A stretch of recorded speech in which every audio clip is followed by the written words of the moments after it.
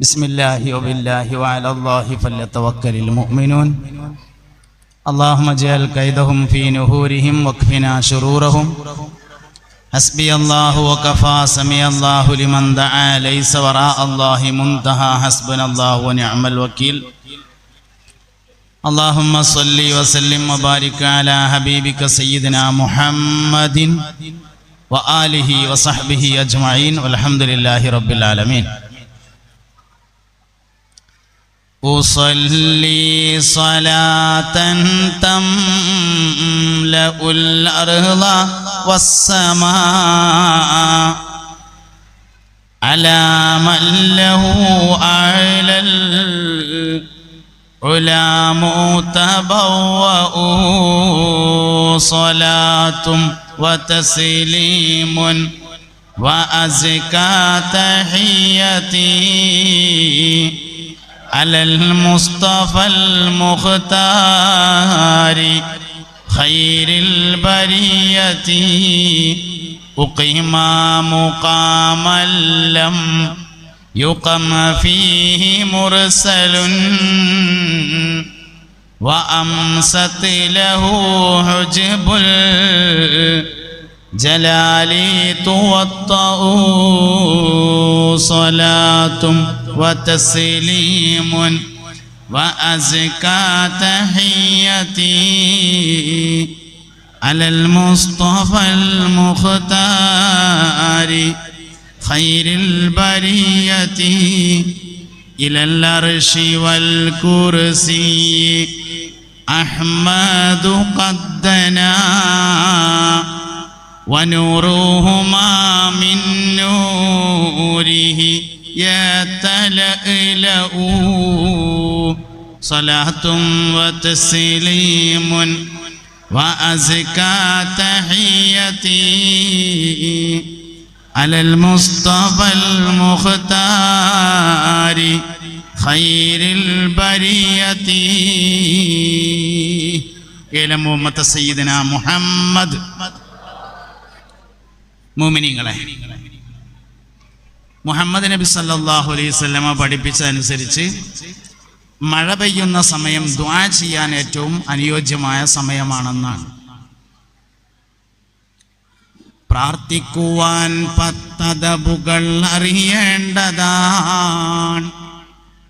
അല്ലാതിരുന്നാൽ ഉത്തരം മുട്ടുന്നതാണ്. അതിലൊന്ന് സമയം നോക്കണം എന്നാണ്. മഴ പെയ്തിരിക്കും സമയം അതിലൊന്നാണ്. അള്ളാഹു ഞമ്മക്കെല്ലാവർക്കും ബറക്കത്ത് നൽകട്ടെ, ആഖിബത്തിനെ നന്നാക്കി നല്ല മരണം നൽകട്ടെ. പല സന്ദർഭങ്ങളിൽ, പല സാഹചര്യങ്ങളിൽ, പല സ്ഥലങ്ങളിൽ വെച്ച് ഒരുപാട് ആളുകൾ ദുആ ചെയ്യാൻ വസിയത്ത് ചെയ്തിട്ടുണ്ട്. അള്ളാഹു അവരുടെ എല്ലാ മുറാദുകളെയും ഹാസിലാക്കി കൊടുക്കട്ടെ. ആമീന ബിറഹ്മതിക യാ അർഹമർ റഹീമീൻ. ദുആഉ അശിരിൻ ലം യുറദ്ദ റബ്ബുനാ വഉദ്ദ ഉലാലിമൻ ഫീ ദീനിനാ. 10 ആൾക്കാരുടെ ദുആ അല്ലാഹു തആല തട്ടിക്കളയൂല എന്നാണ്.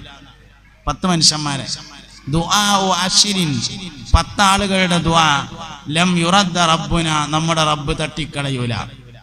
വഉദ്ദ ഊലാ ആലിമൻ ഫീ ദീനിന, അതിൽ ഒന്നാമത്തേത് ആലിമിന്റെ ദുആ തട്ടിക്കളയൂല എന്നാണ്.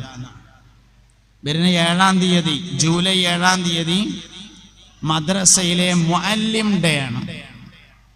എല്ലാ വർഷവും മുഅല്ലിം ഡേ എന്ന് പറഞ്ഞിട്ടൊരു പരിപാടി ഉണ്ടാവും. ഉസ്താദമാരെ കുറിച്ച് പറയാനും മദ്രസയെ കുറിച്ച് പറയാനും മദ്രസയ്ക്ക് വേണ്ടി മുൻകാലത്ത് ഖിദ്മത്തെടുത്ത് മരണപ്പെട്ടു പോയ ആളുകൾക്ക് വേണ്ടി ദുആ ചെയ്യാനും ഒക്കെയുള്ള ദിവസമാണ് മുഅല്ലിം ഡേ എന്ന് പറയുന്നത്.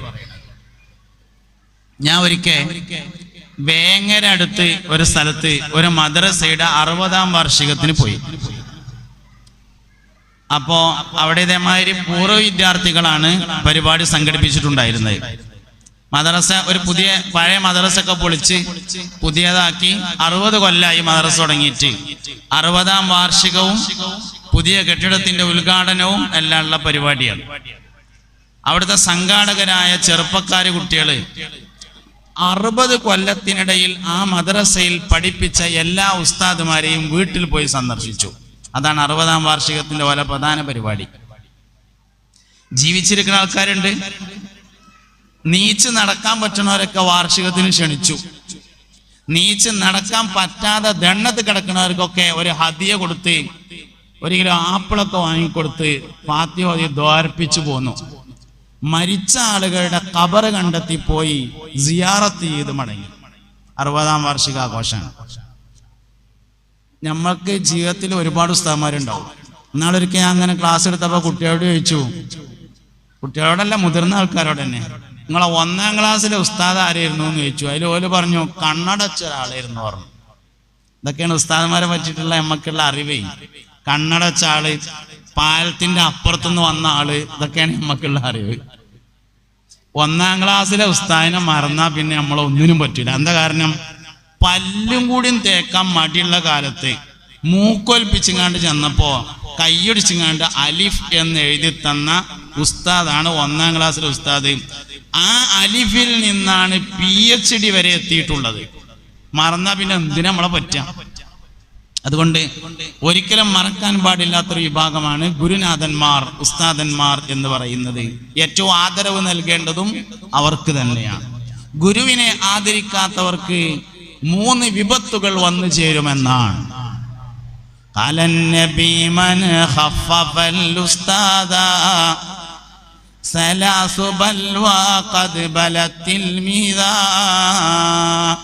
ഗുരുവിനെ അനാദരിച്ചാൽ 3 വിപത്തുണ്ടാകും.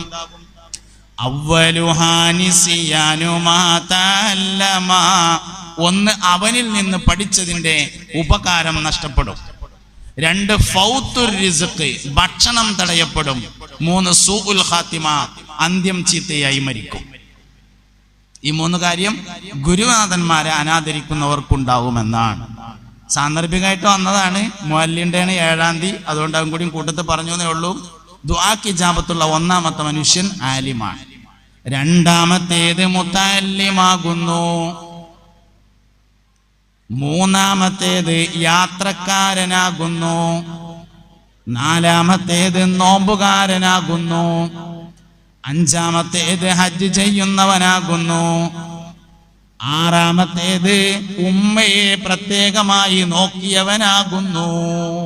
ഉമ്മനെ നോക്കുന്ന ആൾക്ക് ദുആക്ക് ഇജാബത്ത് ഉണ്ടാവും. ഇങ്ങനെ 10 പേർക്ക് പ്രത്യേകമായി ദുആക്ക് ഇജാബത്ത് ഉണ്ടാകുമെന്ന് ഹബീബുനാ റസൂലുള്ളാഹി സ്വല്ലല്ലാഹു അലൈഹി വസല്ലമ പഠിപ്പിച്ചിട്ടുണ്ട്. വ്യത്യസ്തമായ ഹദീസുകളിലായി ഓരോരുത്തരായി എണ്ണി പറയുകയും ചെയ്തിട്ടുണ്ട്. കൂട്ടത്തിൽപ്പെട്ടതാണ് ദുആന്റെ മര്യാദകൾ എന്ന് പറയുന്നത്. അതിൽ 1ാമത്തെ മര്യാദ സന്ദർഭം നോക്കണം എന്നതാണ്. 1ാമത്തെ മര്യാദ ദുആന്റെ സന്ദർഭങ്ങൾ നോക്കണം. നിസ്കാരത്തിന്റെ ശേഷമുള്ള ദുആക്ക് പ്രത്യേകം ഇജാബത്തുണ്ട്. വെള്ളിയാഴ്ച രാവിലെ ദുആക്ക് പ്രത്യേകം ഇജാബത്തുണ്ട്. കൊല്ലത്തില്, ഒരു വർഷത്തില് 4 രാത്രികൾ ദുആക്ക് ഇജാബത്തുണ്ട്. 1 ശഅബാൻ 15ന്റെ രാത്രിയാണ്. മറ്റൊന്ന് റജബ് 1ന്റെ രാത്രിയാണ്. മറ്റൊന്ന് ചെറിയ പെരുന്നാളിന്റെ രാത്രിയാണ്. മറ്റൊന്ന് വലിയ പെരുന്നാളിന്റെ രാത്രിയാകുന്നു. 5ാമത്തൊന്നുകൂടി ഉണ്ട്, വെള്ളിയാഴ്ച രാത്രിയാകുന്നു. 5 സന്ദർഭങ്ങളിലെ ദുആക്ക് ഇജാബത്ത് ഉണ്ടാവും. 1 ശഅബാൻ 15ന്റെ രാത്രി, ബറാഅത്ത് രാവ്. 2 റജബ് 1ന്റെ രാത്രി. 3ാമത്തേത് വെള്ളിയാഴ്ച രാവ്. 4 ചെറിയ പെരുന്നാളിന്റെ രാത്രി. 5 വലിയ പെരുന്നാളിന്റെ രാത്രി. ദുആക്ക് ഇജാബത്തുള്ള വെള്ളിയാഴ്ച രാവും ദുആക്ക് ഇജാബത്തുള്ള റജബ് 1ന്റെ രാവും ചേർന്ന് വന്ന ദിവസത്തില് മഹാനായ സയ്യിദ് ഉമർ അലി ശിഹാബ് തങ്ങൾ ലോകത്തോട് യാത്ര പറഞ്ഞു. അതൊരു വലിയ പ്രധാനപ്പെട്ട കാര്യം തന്നെയാണ്. ഒരു മനുഷ്യന്റെ ജീവിതം ശരിയോ തെറ്റോ എന്ന് തീരുമാനിക്കുന്നത് വഫാത്ത് നോക്കിയിട്ടാണ്. ഏത് മനുഷ്യന്റെയും ജീവിതം ശരിയോ തെറ്റോ എന്ന് തീരുമാനിക്കുന്നത് മരണം നോക്കിയിട്ടാണ്.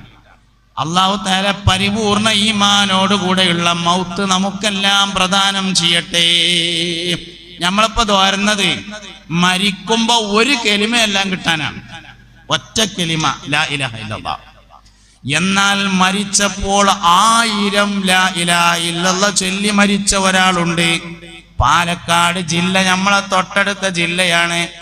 ആനക്കരയിൽ ജീവിച്ചിരുന്ന സമസ്തയുടെ പ്രസിഡന്റായിരുന്ന കോയക്കുട്ടി മുസ്ലിയാർ, നിങ്ങൾക്ക് പരിചയം ഉണ്ടാവും. ഇവിടുത്തെ മുദരിസൻ 1000 ലാ ഇലാഹ ഇല്ലല്ലാഹ്. ചാപ്പനങ്ങാടി വാപ്പുസ്താദിന്റെ ദിക്ർ ഹൽഖ ജീവിതകാലം മുഴുവനും കൊണ്ടു നടന്നു. അതിന്റെ വാർഷികത്തിന് പോയി. ഞാൻ ഒരിക്കൽ ഈ ഗൂഡല്ലൂരിൽ നിന്ന് കുറേ ഉള്ളോട്ട് പോയിട്ട് ഒരു സ്ഥലത്തൊരു പരിപാടിക്ക് പോയി. അപ്പൊ അവിടെ ചാപ്പനങ്ങാടിയുടെ ദിക്ർ ഹൽഖ ഉണ്ട്. മഹാനായ കോയക്കുട്ടി ഉസ്താദ് വഫാത്താകുന്നത് വരെയും അവിടെ കൊല്ലത്തിലൊരിക്കൽ വാർഷികത്തിന് വരാറുണ്ടായിരുന്നു എന്ന് പറഞ്ഞു. ചാപ്പനങ്ങാടി വാപ്പുസ്താദിന്റെ ദിക്ർ ഹൽഖ ജീവിതകാലം മുഴുവൻ കൊണ്ടു നടന്നു. 1000 ലാ ഇലാഹ ഇല്ലല്ലാഹയാണത്. യാദൽ ജലാലി വല്ലിക്റാമുണ്ട്, യാ ഹയ്യു യാ ഖയ്യൂമുണ്ട്, കുറച്ച് സലാത്തുണ്ട്. മക്കളെ വിളിച്ച് പേരക്കുട്ടികളെ വിളിച്ചിരുത്തിയിട്ട് ചാപ്പനങ്ങാടിയുടെ ദിക്ർ ഹൽഖ നടത്തി 1000 ലാ ഇലാഹ ഇല്ലല്ലാഹ്. അത് കഴിഞ്ഞിട്ട് ലോകത്തോട് വിട പറഞ്ഞു മഹാനായ കോയക്കുട്ടി ഉസ്താദ്. അള്ളാഹു അവരുടെ ദറജ ഉയർത്തി കൊടുക്കട്ടെ. ഒരു മനുഷ്യന്റെ വഫാത്താണ് അയാളുടെ ജീവിതം ശരിയോ തെറ്റോ എന്നതിന്റെ ഏറ്റവും പ്രധാനപ്പെട്ട തെളിവ് എന്ന് പറഞ്ഞത്. അപ്പൊ അതുകൊണ്ട് സന്ദർഭങ്ങളെ നോക്കുക എന്നുള്ളതാണ് രണ്ടാമത് പറഞ്ഞത്. സമയം നോക്കണം, സന്ദർഭം നോക്കണം. അതിൽ ഏറ്റവും പ്രധാനപ്പെട്ട ഒന്നാണ് മഴ പെയ്യുന്ന സമയത്തുള്ള ദുആ എന്ന് പറയാനാണ് ഈ കാര്യം പറഞ്ഞത്. ദുആന്റെ ഒന്നാമത്തെ വളരെ പ്രധാനപ്പെട്ട അദബാണ് ദ്വാരക്കാനുള്ള സാഹചര്യങ്ങൾ, സന്ദർഭങ്ങൾ നോക്കണം. ദുആ ചെയ്യാനുള്ള സന്ദർഭങ്ങളിൽ ദുആ ചെയ്യണം. പെരുന്നാൾ ദിവസം ദുആ ചെയ്യാൻ ഏറ്റവും അനുയോജ്യമായ ദിവസമാണ്. വലിയ പെരുന്നാളും ചെറിയ പെരുന്നാളും ഇങ്ങനെ. അതുകൊണ്ട് എല്ലാ അദബുകളെയും പരിഗണിച്ചുകൊണ്ട് ദുആ ചെയ്യുന്ന ആൾക്കാരായിട്ട് നമ്മൾ മാറണം. ദുഃഖത്തിന്റെ ഏക പരിഹാര മാർഗം ദുആയാണ്. വിഷമത്തിന്റെയും ദുഃഖത്തിന്റെയും ഏറ്റവും വലിയ പരിഹാര മാർഗമാകുന്നു ദുആ എന്ന് പറയുന്നത്. അള്ളാഹുവിനോട് മനസ്സറിഞ്ഞ് ദുആ ചെയ്യുക. ദുആന്റെ ഇജാബത്ത് എന്ന് പറഞ്ഞാൽ 3 എണ്ണമാണ്.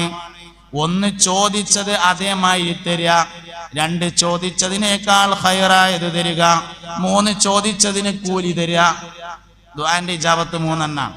1 ചോദിച്ചത് അതേമാതിരി തരിക. പടച്ചോനെ എന്റെ പെരപ്പണി പൂർത്തിയാക്കി തരണേ, ഒന്നാമത്തെ ഇജാബത്ത് പൂർത്തിയാക്കി തരാ. രണ്ടാമത്തെ ഇജാബത്ത് അതിനേക്കാൾ ഖൈറായത് തരിക. പൂർത്തിയായതൊന്നുമില്ല, കുറച്ച് കഴിഞ്ഞപ്പോ അതിനേക്കാൾ വലിയൊരു സ്ഥലം നല്ലൊരു പേരും വേറെ കിട്ടി, അതൊരു ഇജാബത്താണ്. മൂന്നാമത്തൊരു ഇജാബത്തുണ്ട്. ചോദിച്ചത് അതേമാതിരി തരാന് അള്ളാനെ തന്നെ വേണമെന്നൊന്നുമില്ല, കാദറാജിനെ കൊണ്ടും പറ്റും. മുപ്പരത്ത് പൈസ ഉണ്ട്, 1000 റുപ്യ ചോദിച്ചു എടുത്തു തന്നു. ചോദിച്ചതിനേക്കാൾ നന്നാക്കി തരാന് അംസക്കുട്ടിയാജിനെ കൊണ്ടും പറ്റും. അതേ സമയത്ത് ചോദിച്ചതിന് കൂലി തരാൻ അള്ളാനെ കൊണ്ട് മാത്രമേ പറ്റുള്ളൂ എന്നുള്ളതാണ്. അതുകൊണ്ട് ദുആയിൽ പ്രതീക്ഷിക്കേണ്ടത് മൂന്നാമത്തതാണ്. അത് അള്ളാനെ കൊണ്ട് മാത്രം പറ്റുന്നതാണ് ദ്വാരുന്നതിന് കൂലി തരാ എന്ന് പറയുന്നത്. ഇത് മനസ്സിലാക്കാത്തത് കൊണ്ടാണ് ദ്വാരക്കുമ്പോൾ ടെൻഷൻ ഉണ്ടാകുന്നത്. പടച്ചോനെ എന്താ കാട്ട റബ്ബേ, 5 നേരം സുബഹി നിസ്കരിച്ചിട്ടും ഇന്റെ പെരപ്പണി തീരുന്നില്ല, ദ്വാരക്കൻ എന്നിട്ട് തീരുന്നില്ല. അപ്പുറത്തെ മറ്റോണ്ടല്ലോ, ഓനെ കേക്കോട്ട് ഉന്തിയാ പടിഞ്ഞാട്ട് ഉന്തിയാലും കേക്കോട്ടുക്ക് മറിഞ്ഞിട്ടേ വിഗുള്ളൂ. ഓന് തട്ടുമല തട്ടിട്ടു. എന്തിനാ റബ്ബേ എന്നെ ഇങ്ങനെ ആക്കണത് എന്ന് തോന്നല് മാറണമെങ്കിൽ ദ്വാന്റെ ഇജാബത്ത് 3 എണ്ണം ഉണ്ട് എന്ന് മനസ്സിലാവണം. 1 ചോദിച്ച മാതിരി തരിക, 2 ചോദിച്ചതിനേക്കാൾ ഖൈറായത് തരിക, മൂന്നാമത്തത് ചോദിച്ചതിന് കൂലി തരിക. അതിനാണ് ശരിക്കും അള്ളാഹു തരാൻ ആവശ്യമുള്ളത്. അതാണ് യഥാർത്ഥത്തിൽ ദുആന്റെ ഏറ്റവും വലിയ ഇജാബത്ത്. ഇങ്ങളെന്നോട് ചോദിച്ചോളി, ഞാൻ നിങ്ങൾക്ക് തന്നോളാം എന്ന് അള്ളാഹു തആല പറഞ്ഞിട്ടുണ്ട്. നിങ്ങളോട് ഉദൂനി അസ്തജിബ് ലക്കും, നിങ്ങളോട് ചോദിച്ചോളി ഞങ്ങൾക്ക് തരാൻ വേണ്ടി പറഞ്ഞ തന്നെയാണ്, പറ്റിക്കാൻ വേണ്ടി പറഞ്ഞതല്ല. തരാൻ ഉള്ളോൻ പറഞ്ഞതാണ്. തരുന്ന് പറഞ്ഞാൽ തരണോൻ പറഞ്ഞ തന്നെയാണ്. നിങ്ങളോട് ചോദിച്ചോളി ഞാൻ തരാന്ന്. പിന്നെന്താ പ്രശ്നം? ഇവിടുന്ന് തരാന്ന് പറഞ്ഞിട്ടില്ല, അതാണ് പ്രശ്നം. ഇവിടുന്ന് തരാന്ന് പറഞ്ഞിട്ടില്ല, ഞമ്മക്ക് തോന്നുമ്പോ തരാന്ന് പറഞ്ഞിട്ടില്ല, ഓന് തോന്നുമ്പോ തരാന്നാണ് പറഞ്ഞിട്ടുള്ളത്. നമ്മളെ വിചാരം ഞമ്മക്ക് തോന്നുമ്പോ തരാന്ന് അവൻ പറഞ്ഞത് എന്നാണ്. അങ്ങനെയല്ല പറഞ്ഞത്, അവന് തോന്നുമ്പോൾ തരാമെന്നാണ് പറഞ്ഞിട്ടുള്ളത്. തരാന്ന് പറഞ്ഞാൽ തരും. അതുകൊണ്ട് ദുആന്റെ സന്ദർഭങ്ങളെ ഉപയോഗപ്പെടുത്തി ദ്വാരക്കണം. ദുആഇന്റെ എല്ലാ അദബുകളെയും മനസ്സിലാക്കണം, എല്ലാ മര്യാദകളെയും മനസ്സിലാക്കണം. ചില ആളുകളുടെ ദുആ ചില ആളുകൾക്ക് പ്രത്യേകം ഇജാബത്തുണ്ടാവും. ഉസ്താദുമാരുടെ ദുആ ശിഷ്യന്മാർക്ക് പ്രത്യേകം ഇജാബത്തുള്ളതാണ്. മാതാപിതാക്കളുടെ ദുആ മക്കൾക്ക് പ്രത്യേകമായി ഇജാബത്തുള്ളതാണ്. ഉസ്താദിന്റെ ദുആ ശിഷ്യന്മാർക്ക് പ്രത്യേക ഇജാബത്തുണ്ട്. നമ്മളെ മുമ്പൊക്കെ വയതിന്റെ ഒക്കെ മുന്നേ ബുർദ ബൈത്ത് ചെല്ലും. ആമിൻ തദക്കുരി ജിഹ്റാനിൻ ബിസലമി മാ സജത ദമ്മൻ ജറാ മിൻ മുഖലത്തിൻ ബിദമി മൗലായ സ്വല്ലി വസല്ലിം ദായിമൻ അബദാ അലാ ഹബീബിക ഖൈറിൽ ഖൽഖി കുല്ലിഹിം. ബഹുമാനപ്പെട്ട ഇമാം ബൂസൂരി റളിയല്ലാഹു അൻഹുവിന്റെ രചനയാണ് ബുർദ ബൈത്ത് എന്ന് പറഞ്ഞത്. ഇമാം ബൂസൂരി റളിയല്ലാഹു അൻഹുവിന്റെ ഖബർ ഉള്ളത് ഈജിപ്തിലാണ്. ബൂസൂരി ഇമാമിന്റെ ഖബറിന്റെ ഏകദേശം അടുത്തായി അദ്ദേഹത്തിന്റെ ഉസ്താദിന്റെ ഖബറുണ്ട്. അബുൽ അബ്ബാസുൽ മുർസി എന്നാണ് ഉസ്താദിന്റെ പേര്. അവിടെ ഏറ്റവും അറിയപ്പെട്ട ഖബർ അബുൽ അബ്ബാസുൽ മുർസിയുടെ ഖബറാണ്, ഉസ്താദിന്റെ ഖബറാണ്. അബുൽ അബ്ബാസുൽ മുർസി എന്ന് പറയുന്നത് ഒരു കാലഘട്ടത്തിലെ ലോകത്തറിയപ്പെട്ടിരുന്ന വലിയൊരു വലിയായിരുന്നു. ഷാദുലി ത്വരീഖത്തിന്റെ ഏറ്റവും പ്രധാനപ്പെട്ട ഒരു ഷെയ്ഖുമായിരുന്നു അബുൽ അബ്ബാസുൽ മുർസി. വലിയ കറാമത്തിന്റെ ഉടമയാണ്. ഒരിക്കല് ഈജിപ്തിലേക്ക് വരുന്ന ഒരു കപ്പല് വലിയൊരു കച്ചവടക്കാരൻ ഒരു കപ്പൽ നിറയെ അടിമകളെ ഈജിപ്തിൽ വിൽപ്പന നടത്താൻ വേണ്ടി കൊണ്ടുവരുമ്പോ പെട്ടെന്ന് അപകടമുണ്ടായി. കപ്പൽ തകരാൻ ഒരുങ്ങി. കപ്പൽ പൊളിഞ്ഞ് വെള്ളം കയറിയിട്ട് ആകെ പ്രശ്നമായി. ആ സമയത്ത് കച്ചവടക്കാരൻ മനസ്സിലൊരു നേർച്ച ചെയ്തു, ഈ കപ്പൽ രക്ഷപ്പെട്ട് അടിമകൾ കരയിലെത്തിയാൽ അബുൽ അബ്ബാസുൽ മുർസിക്ക് ഒരു അടിമയെ കൊടുക്കും എന്ന് മനസ്സിൽ വിചാരിച്ചു. അങ്ങനെ വിചാരിക്കുമ്പോ മനസ്സിലുള്ളത് യാഖൂത്തുൽ അർശ് എന്ന് പറഞ്ഞൊരു അടിമണ്ട്, ആ അടിമനെ കൊടുക്കാം എന്നാണ് മനസ്സിൽ വിചാരിച്ചിരുന്നത്. കപ്പൽ രക്ഷപ്പെട്ടു. കപ്പൽ ഈജിപ്തിലെത്തി, കരയിലെത്തി നോക്കുമ്പോ ഈ യാഖൂത്തുൽ അർശ് എന്ന് പറഞ്ഞ കൊടുക്കാൻ വിചാരിച്ച ആളെ അടിമന്റെ മേത്ത് ശരീരത്തിൽ മൊത്തം ചൊറി പിടിച്ചിട്ടുണ്ട്. അതുകൊണ്ട് ഇനിയിപ്പോ ഒരു ചൊറിയുള്ള അടിമനെ കൊണ്ടേ കൊടുക്കാനാവില്ല എന്ന് കരുതിയിട്ട് വേറൊരു അടിമനെ കൊണ്ടുപോയിട്ട് അബുൽ അബ്ബാസുൽ മുർസിന്റെ അടുത്തേക്ക് ചെന്നു. കണ്ടേക്കിന് തന്നെ അബുൽ അബ്ബാസുൽ മുർസി പറഞ്ഞു, ഈ അടിമനല്ലല്ലോ എനിക്ക് തരാൻ കരുതിയത്, കരുതി അടിമനെ കൊണ്ടുവരാറ്. അതിന് മുമ്പ് അങ്ങോട്ട് തന്നെ പോയിട്ട് ചൊറിയുള്ള അടിമനെ കൊടുന്നു. യാഖൂത്തുൽ അർശ് റളിയല്ലാഹു അൻഹു എന്ന മഹാനെ അടിമനെ കൊടുത്തു. അബുൽ അബ്ബാസുൽ മുർസി ആ അടിമയെ മോചിപ്പിച്ചു സ്വതന്ത്രനാക്കി. യാഖൂത്തുൽ അർശ് അബുൽ അബ്ബാസിന്റെ ശിഷ്യനായി മാറി. അബുൽ അബ്ബാസുൽ മുർസി വഫാത്തായതിനു ശേഷം അദ്ദേഹത്തിന്റെ ഷാദുലി ത്വരീഖത്തിന്റെ ഖലീഫയായത് ഈ യാഖൂത്തുൽ അർശാണ്. അബുൽ അബ്ബാസുൽ മുർസിയുടെ ഖബറിന്റെ തൊട്ടടുത്ത് യാഖൂത്തുൽ അർശിന്റെ ഖബറുണ്ട്. യാഖൂത്തുൽ അർശിന്റെ അബുൽ അബ്ബാസുൽ മുർസിയുടെ ശിഷ്യനാണ് ഇമാം ബൂസൂരി റളിയല്ലാഹു അൻഹു. ജീവിതകാലം മുഴുവൻ ഉസ്താദിന് ഖിദ്മത്തെടുത്തു. അവസാനം ഉസ്താദ് വഫാത്താകുന്നതിന് മുമ്പ് ശിഷ്യനോടൊരു ചോദ്യം ചോദിച്ചു, മോനെ, നിനക്ക് വേണ്ടി ഒരു ദുആ ചെയ്യണമെന്ന ആഗ്രഹം എനിക്കുണ്ട്, അതുകൊണ്ട് നിനക്ക് വേണ്ടി എന്താണ് ഞാൻ ദുആ ചെയ്യേണ്ടത് എന്ന് ചോദിച്ചപ്പോ ഇമാം ബൂസൂരി പറഞ്ഞു, എനിക്ക് മുസ്തഫായ നബി സല്ലല്ലാഹു അലൈഹി വസല്ലമ തങ്ങളെ മദ്ഹ് ചെയ്തുകൊണ്ട് ഒരു കവിത എഴുതണം. ആ കവിതയെ ഖിയാമത്ത് നാൾ വരെ മറ്റൊരാൾ മറികടക്കാൻ പാടില്ല എന്ന് പറഞ്ഞു. എനിക്ക് നബി തങ്ങളെ മദ്ഹ് ചെയ്തിട്ട് ഒരു കവിത എഴുതണം. ആ കവിതയെ മറികടക്കുന്ന ഒരു കവിത ഖിയാമത്ത് നാൾ 1-ാം തീയതി വരെ മറ്റൊരാൾ എഴുതാൻ പാടില്ല എന്നാണ് എന്റെ ആഗ്രഹം എന്ന് പറഞ്ഞു. അങ്ങനെ അബുൽ അബ്ബാസുൽ മുർസി ദ്വാരന്നിട്ട് ബഹുമാനപ്പെട്ട ഇമാം ബൂസൂരി റളിയല്ലാഹു അൻഹുവിന് കിട്ടിയതാണ് ബുർദ ബൈത്ത് എന്ന് പറഞ്ഞത്. അനുബന്ധമായ കുറെ കാര്യങ്ങൾ വേറെയും ഉണ്ടായിട്ടുണ്ട്. ഞാനത് പറയത് ഗുരുനാഥന്മാരോടുള്ള ബന്ധം വളരെ പ്രധാനപ്പെട്ടതാണ് എന്ന് പറയാൻ വേണ്ടിയിട്ടാണ് ഈ സംഭവം പറഞ്ഞത്. പക്ഷെ നമുക്ക് നമ്മളെ ഉസ്താദുമാരെ ഗുരുനാഥന്മാരെ ഓർമ്മയില്ല. 4000 ഉസ്താദുമാരിൽ നിന്ന് ഇൽമ പഠിച്ച ആളാണ് മഹാനായ സയ്യിദുനാ മുഹമ്മദ് ബിൻ ഇസ്മായിലുൽ ബുഖാരി റളിയല്ലാഹു അൻഹു. 4000 ഉസ്താദുമാർ കേട്ടോ. നമുക്ക് മര്യാദക്ക് 4 ഉസ്താദുമാരില്ല. മര്യാദക്കൊരു 4 ഉസ്താദുമാര് നമുക്കില്ല. 4000 ഉസ്താദുമാരുടെ ഗുരു ശിഷ്യനായിരുന്നു മഹാനായ മുഹമ്മദ് ബിൻ ഇസ്മായിലുൽ ബുഖാരി റളിയല്ലാഹു അൻഹു എന്ന് പറയുന്ന ആള്. ഇമാം ബുഖാരി റളിയല്ലാഹു അൻഹു സഹീഹുൽ ബുഖാരിയുടെ രചന പൂർത്തിയാക്കി ദുൽഹിജ്ജ മാസത്തിലാണ്. സഹീഹുൽ ബുഖാരിയുടെ രചന പൂർത്തിയായത് ദുൽഹിജ്ജ മാസത്തിലാണ്. ഇപ്പൊ നമ്മൾ ദുൽഹിജ്ജയിലല്ലേ, ഈ ദുൽഹിജ്ജ മാസം രചന പൂർത്തിയായതിനു ശേഷം ഇമാം ബുഖാരി റളിയല്ലാഹു അൻഹു ഒരു തീരുമാനം എടുത്തു. ഈ കിതാബുമായി മദീനയിലെ റൗള ഷരീഫിന്റെ അടുക്കൽ ചെന്നു നിൽക്കുക. അങ്ങനെ നബി തങ്ങൾ യഖ്ളത്തിലോ ഉണർച്ചയിലോ ഉറക്കിലോ എന്നെ വിളിക്കുമ്പോ സഹീഹുൽ ബുഖാരി നെഞ്ചോട് ചേർത്ത് പിടിച്ചുകൊണ്ട് റൗള ഷരീഫിലേക്ക് സലാം പറഞ്ഞു കയറണം. അതായിരുന്നു സഹീഹുൽ ബുഖാരിയുടെ പ്രകാശനമായി തീരുമാനിച്ചത്.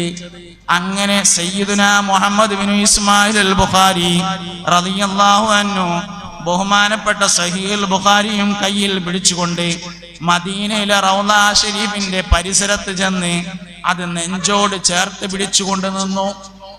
ദിവസങ്ങളോളം നിന്നു. നബി തങ്ങൾ വിളിച്ചില്ല. വിളിച്ചാലേ കയറുള്ളൂ, കയറിയിട്ടേ മടങ്ങുള്ളൂ എന്ന് തീരുമാനിച്ചു. വിളിച്ചിട്ടേ ഞാൻ കയറുള്ളൂ, കയറിയിട്ടേ നാട്ടിക്കൊള്ളൂ എന്ന് തീരുമാനിച്ച് അവിടെ നിന്നു. അവസാനം നബി തങ്ങൾ വിളിച്ചു. മുഹമ്മദ് ബിൻ ഇസ്മായിലുൽ ബുഖാരി സഹീഹുൽ ബുഖാരി നെഞ്ചോട് ചേർത്ത് പിടിച്ചുകൊണ്ട് റൗള ഷരീഫിലേക്ക് സലാം പറഞ്ഞുകൊണ്ട് കയറി.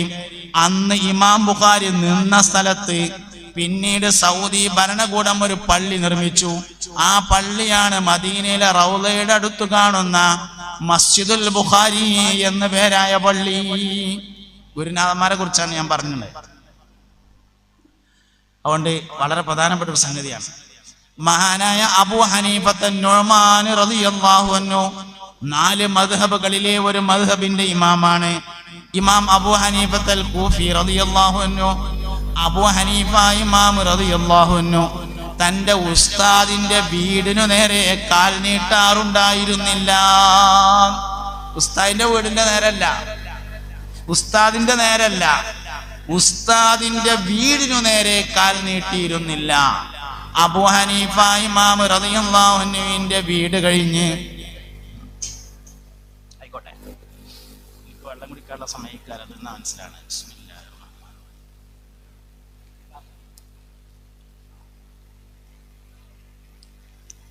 താലിമീങ്ങളൊക്കെ വന്നിരിക്കും.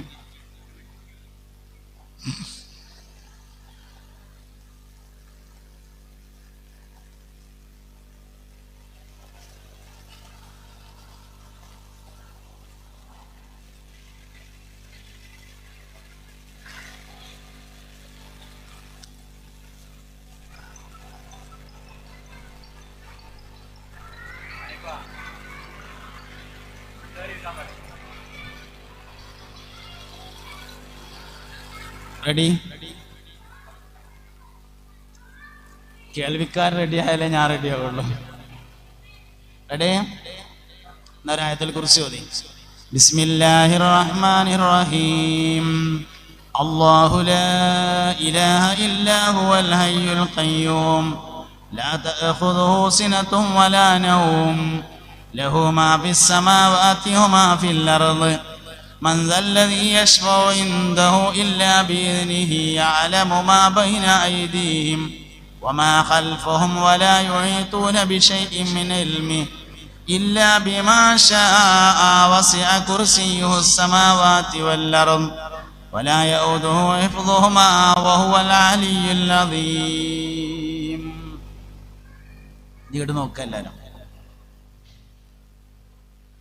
അബൂ ഹനീഫ ഇമാം റളിയല്ലാഹു അൻഹു ഉസ്താദിന്റെ വീടിന്റെ നേരെ കാൽ നീട്ടാറുണ്ടായിരുന്നില്ല. അത്രയും വലിയ ആദരവും ബഹുമാനവും ഗുരുവിന് നൽകിയിരുന്നു. പറയണ്ടായ കാരണം പിന്നെ ഗുരുനാഥന്മാരോടുള്ള ആദരവ് വളരെ പ്രധാനപ്പെട്ടതാണ് എന്നറിയിക്കാൻ വേണ്ടിയിട്ടാണ്.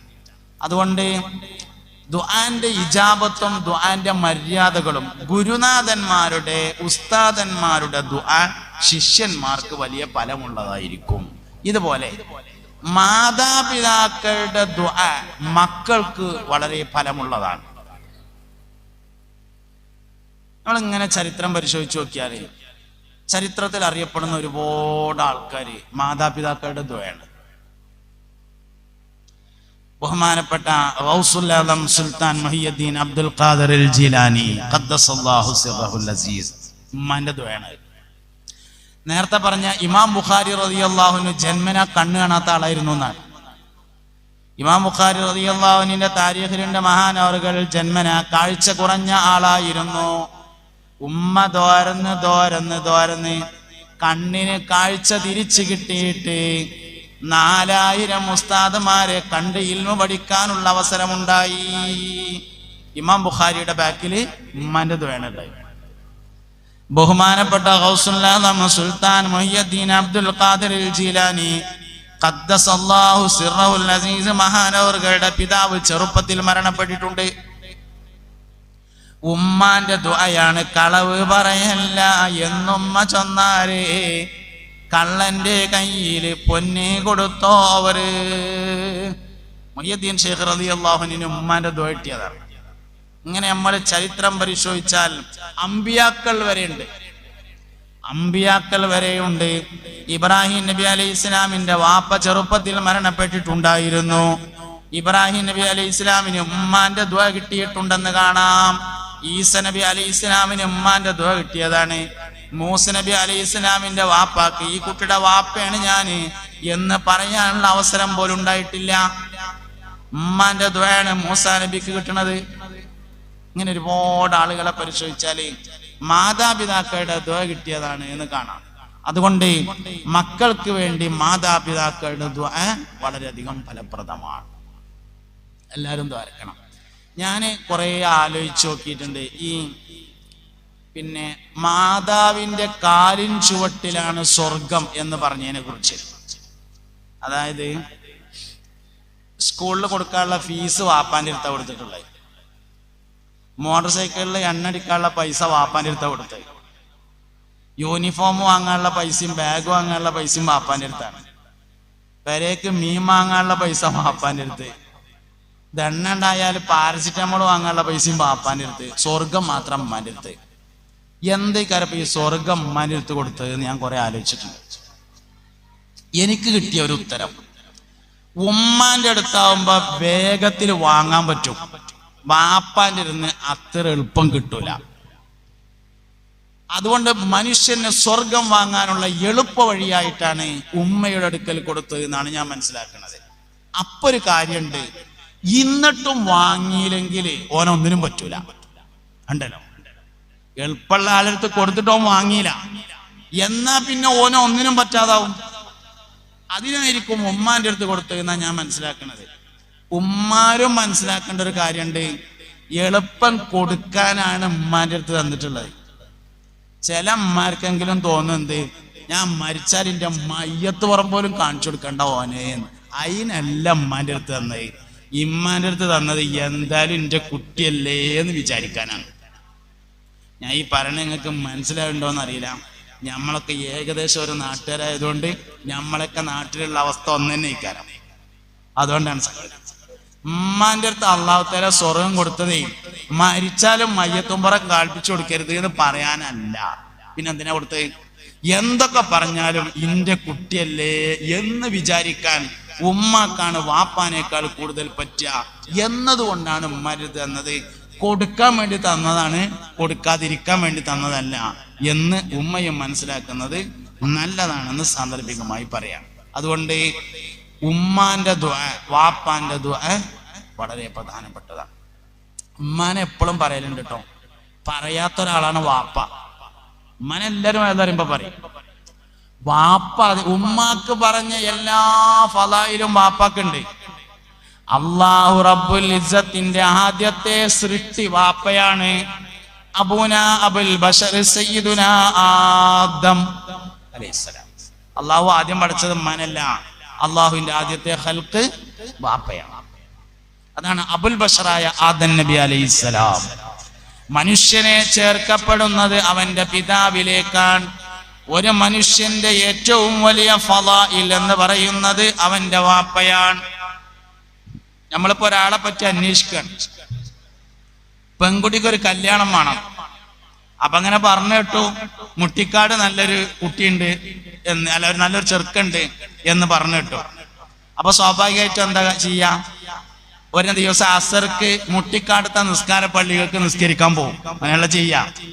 അങ്ങനെ നിസ്കാരം കഴിഞ്ഞ് നിസ്കാരപ്പള്ളിന്റെ അടുത്തുള്ള ചായപ്പീടിക്ക് ചായ കുടിക്കാൻ വേണ്ടി കയറും. അപ്പൊ അവിടെ അങ്ങനെ കുറച്ച് കാരണന്മാരൊക്കെ ഇരിക്കുന്നുണ്ടാവും. ഓലോട് ചോദിക്കും, നമ്മളപ്പോ അബ്ബണ്ടല്ലോ സുലൈമാൻ എന്ന് പറഞ്ഞ ഓന്റെ മൂത്ത ചെറുക്കനെ പറ്റി എന്താ അഭിപ്രായം എന്ന് ചോദിക്കും. ഏകദേശമുള്ള അഭിപ്രായമൊക്കെ അവിടുന്ന് കിട്ടും. അപ്പോ അഭിപ്രായം ചോദിച്ചപ്പോ ആളൊന്നും കുഴപ്പമില്ല, എന്താ ഓന്റെ വാപ്പ ആരാന്ന് ചോദിച്ചു. രണ്ടാമത്തെ ചോദ്യം അതാണ്. അതിന്റെ വാപ്പാനെ പറ്റിയിട്ട് വലിയ ഐഡിയ ഒന്നും ഇല്ല എന്ന് പറഞ്ഞാൽ അതിന്റെ അർത്ഥം തന്തല്ലാത്തവനാണ് എന്നാണ്. അതായത് വാപ്പ എന്ന് പറയുന്നത് മനുഷ്യന്റെ അഡ്രസ്സാണ്. നിങ്ങൾക്ക് മനസ്സിലായില്ലെങ്കിൽ ഞാനൊരു കാര്യം പറഞ്ഞുതരാം. ഇബ്രാഹിം നബി അലൈഹി ഇസ്ലാമിനെ കുറിച്ച് നബി തങ്ങൾ പറഞ്ഞിട്ടുണ്ട്, ഇബ്രാഹിം എന്റെ വാപ്പയാണ്. അനഫി മില്ലത്തി അബി ഇബ്രാഹിം. ദുൽഹിജ്ജ മാസത്തിൽ പറയേണ്ട ആളാണ് സയ്യിദുന ഇബ്രാഹിം അലൈഹിസ്സലാം. ദുൽഹിജ്ജ മാസം ഇബ്രാഹിം നബിനെ പറയാനുള്ള മാസമാണ്.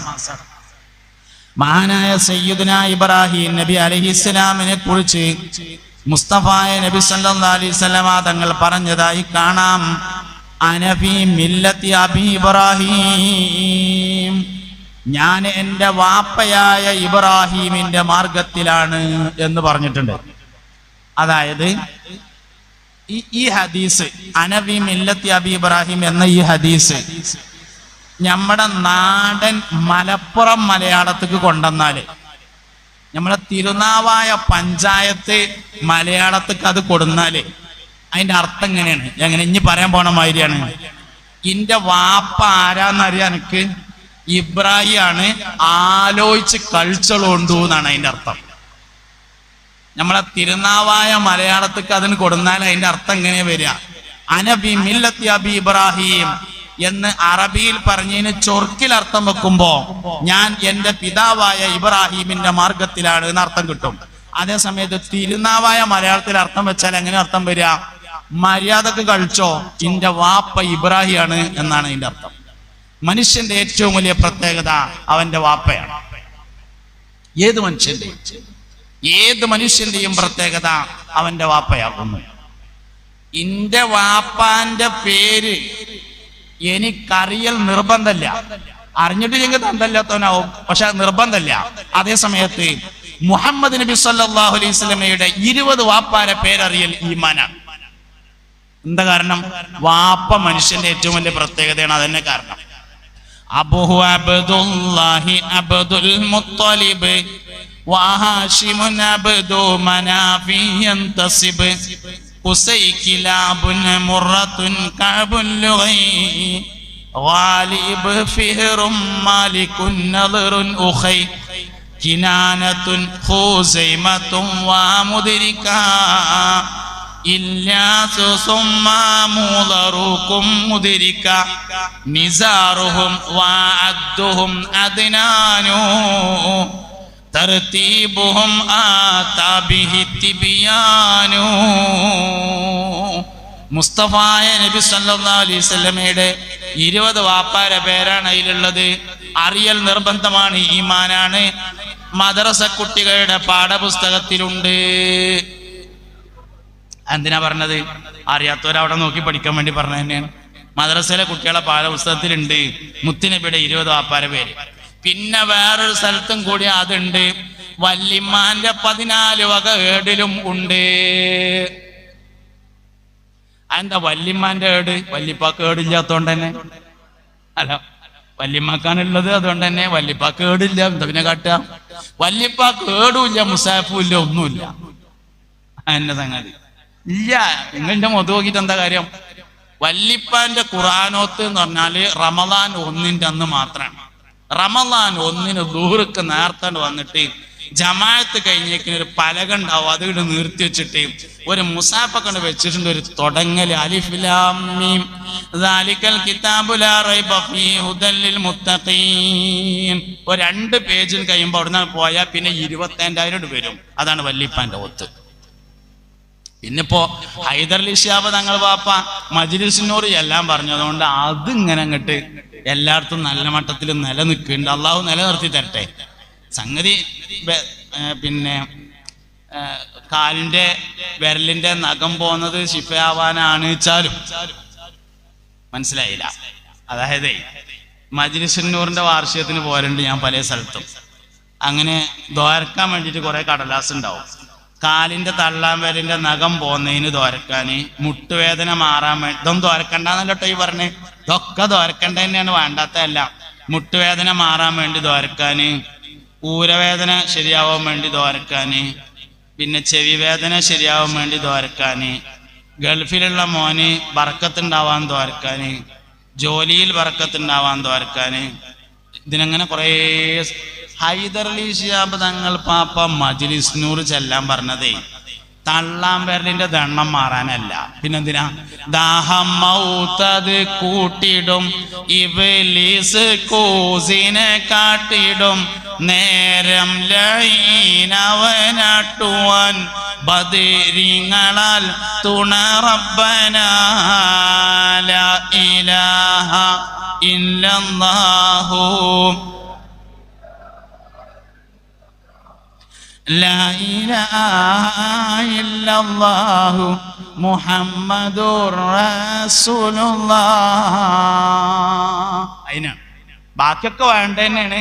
അത് ഇതിന്റെ ഒപ്പം അങ്ങനെ നടന്നോളും. ഇതാണ് ഒറിജിനലായിട്ടും വേണ്ടത്. മനുഷ്യന്റെ ജീവിതത്തിൽ ഏറ്റവും ഭയപ്പെടുന്ന സമയമാണ് മൗത്തിന്റെ സമയത്ത്. മൗത്തിന്റെ സമയം എന്ന് പറഞ്ഞതാണ് മനുഷ്യന്റെ ജീവിതത്തിൽ ഏറ്റവും പേടിയുള്ള രംഗം. അതണ്ട് കഴിഞ്ഞു കിട്ടിയാൽ ബാക്കി എല്ലാം റെഡിയാണ്. ആർക്കാ മരണം പേടിയില്ലാത്തത്? എല്ലാ മനുഷ്യനും പേടിയുള്ള തന്നെയാണ് മരണം. ആ സമയത്ത് ജീവിതകാലത്ത് ഏറ്റവും ഇഷ്ടപ്പെട്ട ആളെ കാണുമെന്നാണ്, ജീവിതത്തിൽ ഏറ്റവും കൂടുതൽ പറഞ്ഞത് പറയുമെന്നാണ്, ജീവിതത്തിൽ ഏറ്റവും കൂടുതൽ ചിന്തിച്ചത് ചിന്തിക്കുമെന്നാണ്, ജീവിതത്തിൽ ഏറ്റവും കൂടുതൽ സമയം ചെലവഴിച്ചത് എങ്ങനെയാണോ അതേ അവസ്ഥയായിരിക്കും മരിക്കുമ്പോൾ എന്നാണ്. എപ്പോഴും നല്ല തുണിങ്കുപ്പായിട്ട് നടക്കുന്ന ആളാണെങ്കിൽ മരിക്കുമ്പോൾ നല്ല തുണിങ്കുപ്പായിരിക്കും. എപ്പോഴും ദിക്ർ ചൊല്ലുന്ന ആളാണെങ്കിൽ മരിക്കുമ്പോൾ ദാക്കിറായിരിക്കും. എപ്പോഴും പൊതുപ്രവർത്തനമാണെങ്കിൽ മരിക്കുമ്പോൾ പൊതുപ്രവർത്തനമായിരിക്കും. എപ്പോഴും സുജൂദിനെ അധികരിപ്പിക്കുന്ന ആളാണെങ്കിൽ അവൻ മരിക്കുന്നത് സുജൂദിലായിരിക്കും. ജീവിതത്തിൽ ഏറ്റവും കൂടുതൽ ചെയ്യുന്ന കാര്യം മരിക്കുമ്പോൾ ചെയ്യും. ഏറ്റവും കൂടുതൽ പറഞ്ഞത് മരിക്കുമ്പോൾ പറയും. ഏറ്റവും കൂടുതൽ ഇഷ്ടപ്പെട്ട ആളുകളെ മരിക്കുമ്പോൾ കാണും. അത് ജീവിച്ചിരിക്കുന്ന ആളാണെങ്കിലും കാണും, മരണപ്പെട്ട ആളാണെങ്കിലും കാണും. എന്തുകൊണ്ട്? മരിക്കുന്നതിന് മുമ്പ് കണ്ണ് യാത്ര പറയുന്നത് കൊണ്ടാണ് മരിച്ച ആളെ കാണാനുള്ള കാരണം. നമ്മുടെ ശരീരത്തിൽ നിന്ന് ആദ്യമായി യാത്ര പറയുന്നത് കണ്ണായിരിക്കും. നമുക്ക് തോന്നും വാപ്പ നമ്മളെയാണ് നോക്കണത് എന്ന്. അല്ല, നോട്ടം ആദ്യം അവസാനിപ്പിക്കും. ദുനിയാവിലേക്കുള്ള നോട്ടം അവസാനിപ്പിച്ചു കഴിഞ്ഞാൽ ജീവിച്ചിരിക്കുന്ന ആളാണെങ്കിലും കാണും, മരിച്ച ആളാണെങ്കിലും കാണും. അതുകൊണ്ട് അതിങ്ങനെ കട്ടിലും എങ്ങനെയാണ് കിടക്കുമ്പോ 313 ബദിരീങ്ങൾ വട്ടത്തിൽ ഇങ്ങനെ നിൽക്കണം. അതിനാണ് മജ്ലിസുന്നൂർ കാണേണ്ടത്. അതാണ് ദാഹം മൗത്തത് കൂട്ടിടും, ഇബ്ലീസ് കൂസിനെ കാട്ടിടും എന്ന് പറഞ്ഞിട്ടുള്ളത്. അപ്പൊ നമ്മൾ അതിനെന്നെ ആയിരിക്കണം. ബാക്കിയൊക്കെ വേണം, ദ്വാരക്കണം, പൈസ കൊടുക്കണം, മക്കൾ നേരാവണം, അതിനൊക്കെ കൊടുക്കണം. പക്ഷെ പ്രധാന ഉദ്ദേശം പോകാൻ പാടില്ല. പ്രധാന ഉദ്ദേശം എന്ന് പറയുന്നത് മൗത്തിന്റെ സാഹത്തിൽ ബദരീങ്ങളുടെ സാന്നിധ്യം ഉണ്ടായിരിക്കുക എന്നത് തന്നെയാകുന്നു. അപ്പൊ എന്താ പറയാൻ കാരണം? പറയാണ്ടായ കാരണം നമ്മുടെ ജീവിതത്തിലെ എല്ലാ പ്രധാനപ്പെട്ട വിഷയങ്ങളും ഇങ്ങനെ നമ്മുടെ ഓരോ ആവശ്യങ്ങൾക്ക് വേണ്ടി ഡിസൈൻ ചെയ്തിട്ടുള്ളതാണ്. അപ്പൊ അവിടെയൊക്കെ നമ്മൾ ഈ വളരെ പ്രധാനപ്പെട്ട ഒരു മനസ്സിന്റെ സാന്നിധ്യം ഉണ്ടായിരിക്കണം. ദുആക്ക് ഇജാബത്തുള്ള സന്ദർഭങ്ങൾ, സാഹചര്യങ്ങൾ എല്ലാം ഉപയോഗപ്പെടുത്തിക്കൊണ്ട് മക്കൾക്ക് വേണ്ടി നന്നായിട്ട് ദ്വാരക്കണം. ശിഷ്യന്മാർക്ക് വേണ്ടിയിട്ട് നന്നായിട്ട് ദ്വാരക്കണം. ഒക്കെ അങ്ങനെ ദ്വാന്റെ എല്ലാ മര്യാദകളും ദ്വായുടെ എല്ലാ അദബുകളും പാലിച്ചുകൊണ്ട് ദ്വാ ചെയ്യണം. ഖുർആൻ ഓതിയിട്ടുള്ള ദ്വാക്ക് പ്രത്യേകം ഇജാബത്തുണ്ട്. സദഖയുടെ ശേഷമുള്ള ദ്വാക്ക് പ്രത്യേകം ഇജാബത്തുണ്ട്. ഞാൻ പറയട്ടോ, അതായത് നമ്മൾ സാധാരണ എന്താ ചെയ്യാച്ചാല് ആർക്കെങ്കിലും എന്തെങ്കിലും കൊടുത്തുകാണ്ട് പറയും ദ്വാരക്ക് കൊണ്ടിട്ടോ അറിയും. സത്യത്തിൽ അങ്ങനെയല്ല വേണ്ടത്. ആർക്കെങ്കിലും എന്തെങ്കിലും കൊടുത്തുകാണ്ട് നമ്മൾ ദ്വാരക്ക വേണ്ടത്. സദഖയുടെ പിന്നിൽ സദഖ കൊടുത്തവനാണ് ഇജാബത്ത്. നമ്മള് വെള്ളിയാഴ്ച പള്ളിക്കൊക്കെ പോയാല് ജുമ കഴിഞ്ഞതിന് ശേഷം ഖബർ സിയാറത്തിന് പോകും. അപ്പൊ ഉസ്താദ്മാരാരേലും കൂട്ടും. ആരെങ്കിലും കൂട്ടിയിട്ട് നമ്മൾ ദ്വാരുന്നതിന് ശേഷം എന്തെങ്കിലും ഒരു പൈസ, ഒരു ഹദിയ കൊടുക്കും. അപ്പൊ നമ്മളിങ്ങനെ മനസ്സിൽ വിചാരിക്കും എല്ലാ വെള്ളിയാഴ്ച ഉള്ളതല്ല, അതുകൊണ്ട് 100 റുപ്യ മതി എന്ന് വിചാരിക്കും. അങ്ങനെ വിചാരിച്ചാൽ സംഭവിച്ചാൽ എന്താ വെച്ചാല് ഈ ദ്വാരക്കണേനുള്ള കൂലിയായിട്ടാണ് നമ്മൾ കൊടുത്തത്. സത്യത്തിൽ അങ്ങനെ ചെയ്യേണ്ട ഒരു ആവശ്യമില്ല. ദ്വാ ഫ്രീ ആണല്ലോ, കൊടുക്കുന്നത് ഹദിയാക്കിയാൽ മതിയല്ലോ. നെയ്യ് വരുന്നുണ്ട്, ബക്കറ്റേറ്റ് വരുന്നുണ്ട്, സ്റ്റേജ് മന്ന് തുടങ്ങിക്കോളി, എല്ലാവരുടെ അടുത്തും മേടിച്ചോളി, എല്ലാവരുടെ അടുത്ത് കൈ പിടിക്കി, എന്നിട്ട് അത് വരാതേറ്റ് വരുമ്പോ അതിൽ നല്ലോണം പൈസ ഇട്ട് കൊടുക്കണം. ഈ വയല് അതിനുള്ളതല്ല കേട്ടോ. വയല് സദക്കക്ക് ഉള്ള വയല് പറയില്ല, അത് ഞാൻ പൊതുവെ പറയലില്ല. പക്ഷെ ബൽക്കിപ്പോ ഇതിന് കുറെ ചിലവൊക്കെ ഉണ്ടല്ലോ, അതിപ്പോ എന്തായാലും അടുത്ത് തന്നെ അല്ലേ വാങ്ങാൻ പറ്റുള്ളൂ. അപ്പൊ അതുകൊണ്ട് അതിനനുസരിച്ച് കുറച്ച് ഉള്ളതിനനുസരിച്ച് അവനാന്റെ കഴിവിനെ കുറിച്ച് ഏറ്റവും ബോധം അവനാനാണ് ഉണ്ടാവുക. അപ്പൊ ഉള്ളതിനനുസരിച്ച് എല്ലാവരും കാര്യമായിട്ട് ആ ബക്കറ്റിൽ സഹായിക്കണം. സ്ത്രീകളും അവരുടെ ഭാഗത്ത് നിന്ന് അതിലേക്ക് കാര്യമായ സഹായം ഉണ്ടായിരിക്കണം എന്ന് പ്രത്യേകമായി ഓർമ്മപ്പെടുത്തുന്നു. ഞാൻ ഓലിനെ ഏൽപ്പിക്കാൻ വന്നേക്കിന് എന്നെ പിരിവില്ലല്ലോ എന്ന് ചോദിച്ചിട്ടുണ്ട്. ഇല്ലാന്ന് ഓല് പറയും ചെയ്തിട്ടുണ്ട്. അത് എഴുതിയിട്ട് നിങ്ങൾ കൊടുക്കാതിരിക്കണ്ട, ഓൽക്ക് ഇതിന്റെ ചിലവൊക്കെ കൂടി ഒത്തുപോകണം. അതിനനുസരിച്ച് കൊടുക്കുകയും ചെയ്താൽ എന്തായാലും ഇങ്ങോട്ട് ശ്രദ്ധിക്കുകയും ചെയ്യാം. ഞാൻ ഈ പറഞ്ഞ നിങ്ങൾ നല്ലോണം മനസ്സിലാക്കണം. അപ്പോൾ സാധാരണ ചെയ്യണ ഒരു കാര്യമുണ്ട്, ആർക്കെങ്കിലും എന്തെങ്കിലും കൊടുത്തുങ്ങാണ്ട് ദ്വാരക്കാൻ പറയും. ആയിഷ ബീവി റളിയല്ലാഹു അൻഹ ആർക്കെങ്കിലും ഹദിയ കൊടുത്തയക്കുന്ന അടിമയോട് പറയാറുണ്ടായിരുന്നു എന്നാണ്, ഇത് കൊടുക്കുമ്പോൾ അയാൾ ദ്വാരക്കുകയാണെങ്കിൽ തിരിച്ചു ദ്വാരന്നിട്ട് പോന്നാ മതി. എന്താ വെച്ചാല് ഹദിയയുടെ കൂലി വളരെ കൂടുതലാണ്, ദുആന്റെ കൂലി അവിടേക്ക് എത്തൂല. വെറുതെ കൊടുക്കുന്ന സമ്പത്തിൽ ഏറ്റവും കൂലി കിട്ടുന്ന സാധനമാണ് ഹദിയ എന്ന് പറയുന്നത്. അതുകൊണ്ട് ഹദിയയുടെ കൂലി വളരെ കൂടുതലുള്ളതാണ്. സ്വർണം കൊടുത്ത് വെള്ളി വാങ്ങുന്നത് പോലെയാണ് ഹദിയ കൊടുത്ത് ദുആ വാങ്ങല്. ഹബീബിങ്ങളെ, ഞാൻ പറഞ്ഞ നിങ്ങൾക്ക് മനസ്സിലാവുണ്ടോ? ഒരു തമാശ ഉണ്ട്, ഇല്ലാത്തതാണ് തമാശയാണ്, അത് പറയാം. ഒരു ദിവസം വല്യമ്മ ഇങ്ങനെ കുടുക്ക് തുന്നാണ്, ബട്ടൺസ് ഇങ്ങനെ തുന്നാണ്. അപ്പൊ വല്യമ്മാന്റെ അടുത്ത് നിന്ന് സൂചി നിലത്തിയാടി. ഇല്ലാത്തതാട്ടോ, ഉള്ളതല്ലേ. ഏത് വല്യമ്മയെന്നു ചോദിച്ചുകൊണ്ട് എന്റെ പിന്നാലെ വരണ്ട. ഒരു തമാശ. പക്ഷെ ആ തമാശയിൽ ഒരു കാര്യമുണ്ട്. അതിനിപ്പോ നിങ്ങളിത് ശ്രദ്ധിച്ചാലല്ലേ മനസ്സിലാവുള്ളൂ. ഇങ്ങോട്ട് നോക്കി എല്ലാരും ഇങ്ങോട്ട് നോക്കി എന്നാലല്ലേ. വല്യമ്മ ഇങ്ങനെ ബട്ടൺസ് തുന്നുമ്പോ സൂചി നിലത്തിയാടി. അപ്പൊ വല്യമ്മക്ക് കാഴ്ച ലേശം കുറവുണ്ട്, എങ്ങനെ തെരഞ്ഞിട്ടും കാണാനില്ല. അപ്പൊ വല്യമ്മ പറഞ്ഞു, ഇന്റെ ആ സൂചിന് കിട്ടുകയാണെങ്കിൽ ഞാൻ പള്ളിക്കൊക്കെ ഒരു പൊന്നിന്റെ സൂചി കൊടുക്കാൻ തീർച്ചയാക്കിയാറ്. അപ്പൊ പേരക്കുട്ടി ഉണ്ടായിരുന്നു അവിടെ. പേരക്കുട്ടി വന്ന് എന്തേ വല്യമ്മ നിങ്ങൾ പറഞ്ഞതെന്ന് ചോദിച്ചു. അതിൽ പറഞ്ഞു, എന്റെ ആ പോയ സൂചിന് കിട്ടിയാലേ അതിന് പകരം പള്ളിക്കൊക്കെ ഒരു പൊന്നിന്റെ സൂചി കൊടുക്കാൻ തീർച്ചയാക്കിയെന്നാ ഞാൻ പറഞ്ഞത്. അതിൽ പേരക്കുട്ടി പറഞ്ഞു, വല്യമ്മ അത് നഷ്ടമാണ് സംഭവം. കാരണം പോയ സൂചി എന്ന് പറഞ്ഞത് ഇരുമ്പാണ്, പള്ളിക്കൊക്കെ നിങ്ങൾ കൊടുക്കാന്ന് പറഞ്ഞ പൊന്നിന്റെ സൂചി സ്വർണ്ണാണ്, അത് നഷ്ടാണ് എന്ന് പറഞ്ഞപ്പോ വല്യമ്മ പറഞ്ഞു, ചെറുക്ക അത് പള്ളിക്കൊക്കെ കൊടുക്കാനല്ല, എന്റെ പോയതിന് കിട്ടാൻ വേണ്ടി പറഞ്ഞതാണ് എന്ന് പറഞ്ഞു എന്നാണ് തമാശ. ഇതില് ഒരു സന്ദേശമുണ്ട്. എന്താ സന്ദേശം വെച്ചാല്, നമ്മളടുത്ത് ഇങ്ങനെ ചില പരിപാടികളുണ്ട്, പൊന്നിന്റെ സൂചി കൊടുത്തിട്ട് ഇരുമ്പിന്റെ സൂചി വാങ്ങണ പരിപാടി. ഹദിയയുടെ കൂലി വളരെ വലുതാണ്. അത് കൊടുത്തിട്ട് ദുആ എന്ന ചെറിയ സാധനം വാങ്ങേണ്ട ആവശ്യമില്ല. പിന്നെ ദുആന്റെ ഇജാബത്ത് എവിടെ കിടക്കുന്നത്? ഇജാബത്ത് വാങ്ങിയോന്റെ അടുത്തല്ല, കൊടുത്തോന്റെ അടുത്താണ്. കൊടുത്തിട്ട് നമ്മൾ ദ്വാരക്കാണ് വേണ്ടത്. യഥാർത്ഥത്തിൽ ഓൻ ദ്വാരക്കണം കേട്ടോ, അത് ആയിപ്പെട്ടതല്ല. അത് ഉപകാരത്തിനുള്ള പ്രത്യുപകാരം എന്നുള്ള നിലയിലാണ് അവൻ ദ്വാ ചെയ്യേണ്ടത്. അതേ സമയത്ത് ഇജാബത്ത് കിടക്കുന്നത് കൊടുത്തോന്റെ അടുത്താണ്. അതാണ് സ്വതക്കയുടെ പിന്നിൽ ദുആക്ക് ഇജാബത്തുണ്ടാവും എന്ന് പറഞ്ഞത്. സ്വതക്ക കൊടുത്തവനാണ്.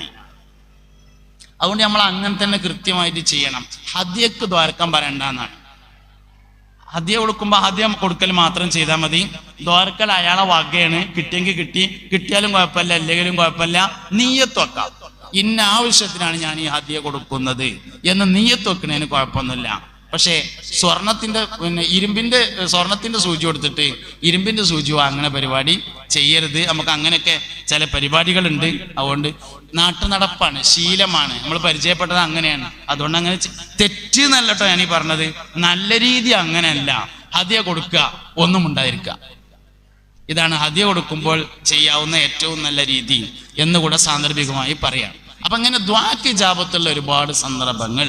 സദഖയുടെ പിന്നിലുള്ള ദുആ, ഖുർആനോത്തിന്റെ പിന്നിലുള്ള ദുആ, നിസ്കാരത്തിന്റെ ശേഷമുള്ള ദുആ, ഹജ്ജിന് ശേഷമുള്ള ദുആ, നോമ്പ് തുറന്ന ഉടനെയുള്ള ദുആ, ഭക്ഷണത്തിന്റെ മുന്നിൽ വെച്ചുകൊണ്ടുള്ള ദുആ. ഭക്ഷണത്തിന്റെ മുന്നിൽ ദ്വാരക്കണം. ഭക്ഷണം കഴിക്കുന്നതിന് മുമ്പ് ദ്വാരക്കണം. ബിസ്മില്ലാഹി അല്ലാഹുമ്മ ഖവ്വിനി ഫീ ഇബാദതിക വഅഫിനി ഫീ സബീലിക വഖിനി അദാബന്നാർ. ബിസ്മില്ലാഹ്, അല്ലാഹുവിന്റെ പേര് കൊണ്ട് ഞാൻ ഭക്ഷണം കഴിക്കുകയാണ്. അല്ലാഹുമ്മ ഖവ്വിനി ഫീ ഇബാദതിക, പടച്ചോനെ നിനക്ക് ഇബാദത്ത് ചെയ്യാൻ എനിക്ക് നീ ശക്തി നൽകണമേ. അതിനാണ് ഞാൻ ഭക്ഷണം കഴിക്കുന്നത്. വഅഫിനി ഫീ സബീലിക, നിന്റെ മാർഗത്തിൽ എനിക്ക് നീ സൗഖ്യം നൽകണമേ. വഖിനി അദാബന്നാർ, കത്തിത്തിളക്കുന്ന നരകത്തിന്റെ അദാബിനെ തൊട്ട് അല്ലാഹുവേ എന്നെ നീ കാക്കേണമേ.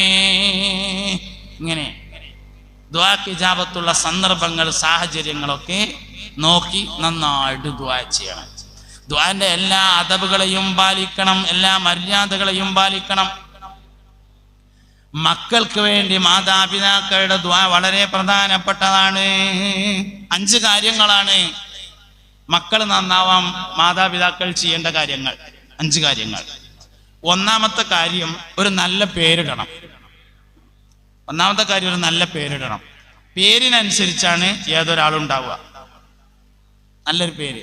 നല്ല പേര് പറഞ്ഞാല് കേൾക്കാൻ രസമുള്ളതായിരിക്കണം, ഉച്ചരിക്കാൻ പറ്റുന്നതായിരിക്കണം, ഭംഗിയുള്ള പേരായിരിക്കണം, നല്ല അർത്ഥമുണ്ടായിരിക്കണം, ചരിത്രവുമായി അതിന് ബന്ധമുണ്ടായിരിക്കണം. എന്ത് പേര് എന്നതിനേക്കാൾ പ്രാധാന്യമുണ്ട് ആരുടെ പേര് എന്നതിന്. മനുഷ്യന്മാരെ, ബാക്കിലുള്ളവരെ, മുമ്പിലുള്ളവരെ, ഞാൻ മുന്നിക്ക് മാത്രമേ നോക്കണുള്ളൂ എന്ന് കരുതിയിട്ട് ബാക്കിലുള്ളവർ ഇങ്ങോട്ട് നോക്കാതിരിക്കരുത്. ഇങ്ങോട്ട് നോക്കണം എല്ലാവരും. എവിടുന്നപ്പോ ഒച്ച കേൾക്കണത്? വളണ്ടിയർമാരല്ലല്ലോ. അല്ല, ഒലല്ല. മന്റെ ഒച്ചക്ക് പിന്നെ നമുക്കൊരു പരിഹാരവും ഇല്ല. അതേ സമയത്ത് ആൾക്കാരുടെ ഒച്ചക്ക് പരിഹാരം ഉണ്ടായെങ്കിലല്ലേ പറ്റുള്ളൂ. ശരിയായിട്ടുണ്ട്. ഒരു യാനബി എല്ലാവരും ചൊല്ലി. യാനബി സലാം അലൈക്കും, സലാം അലൈക്കും യാ ഹബീബ് സലാം അലൈക്കും അലൈക്കും. ഒരു വരിയല്ലേ? അശ്റഖൽ ബദ്റു അലൈനാ ഫഖ്തഫത് മിൻഹുൽ ബുദൂറു മിസ്ല ഹുസ്നിക മാ റഅയ്നാ ഖത്തു യാ വജ്ഹ സുറൂരി യാ നബി.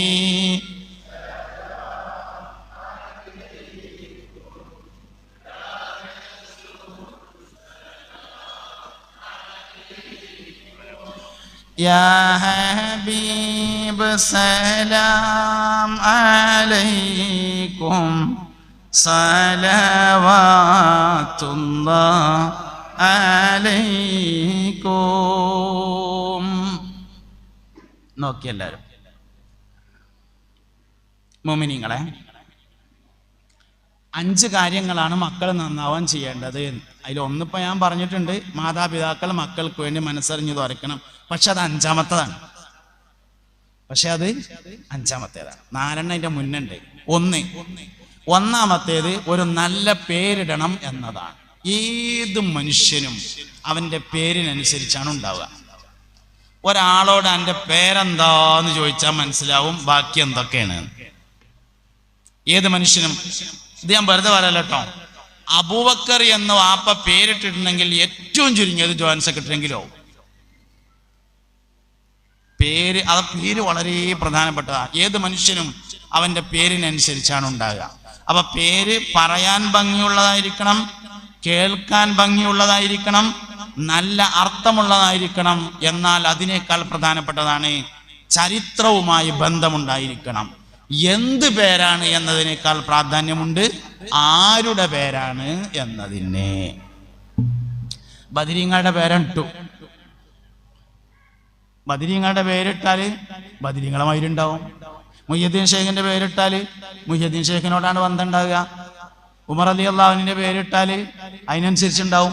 അലി റളിയല്ലാഹുവിന്റെ പേരിട്ടാല് അതിനനുസരിച്ചുണ്ടാവും.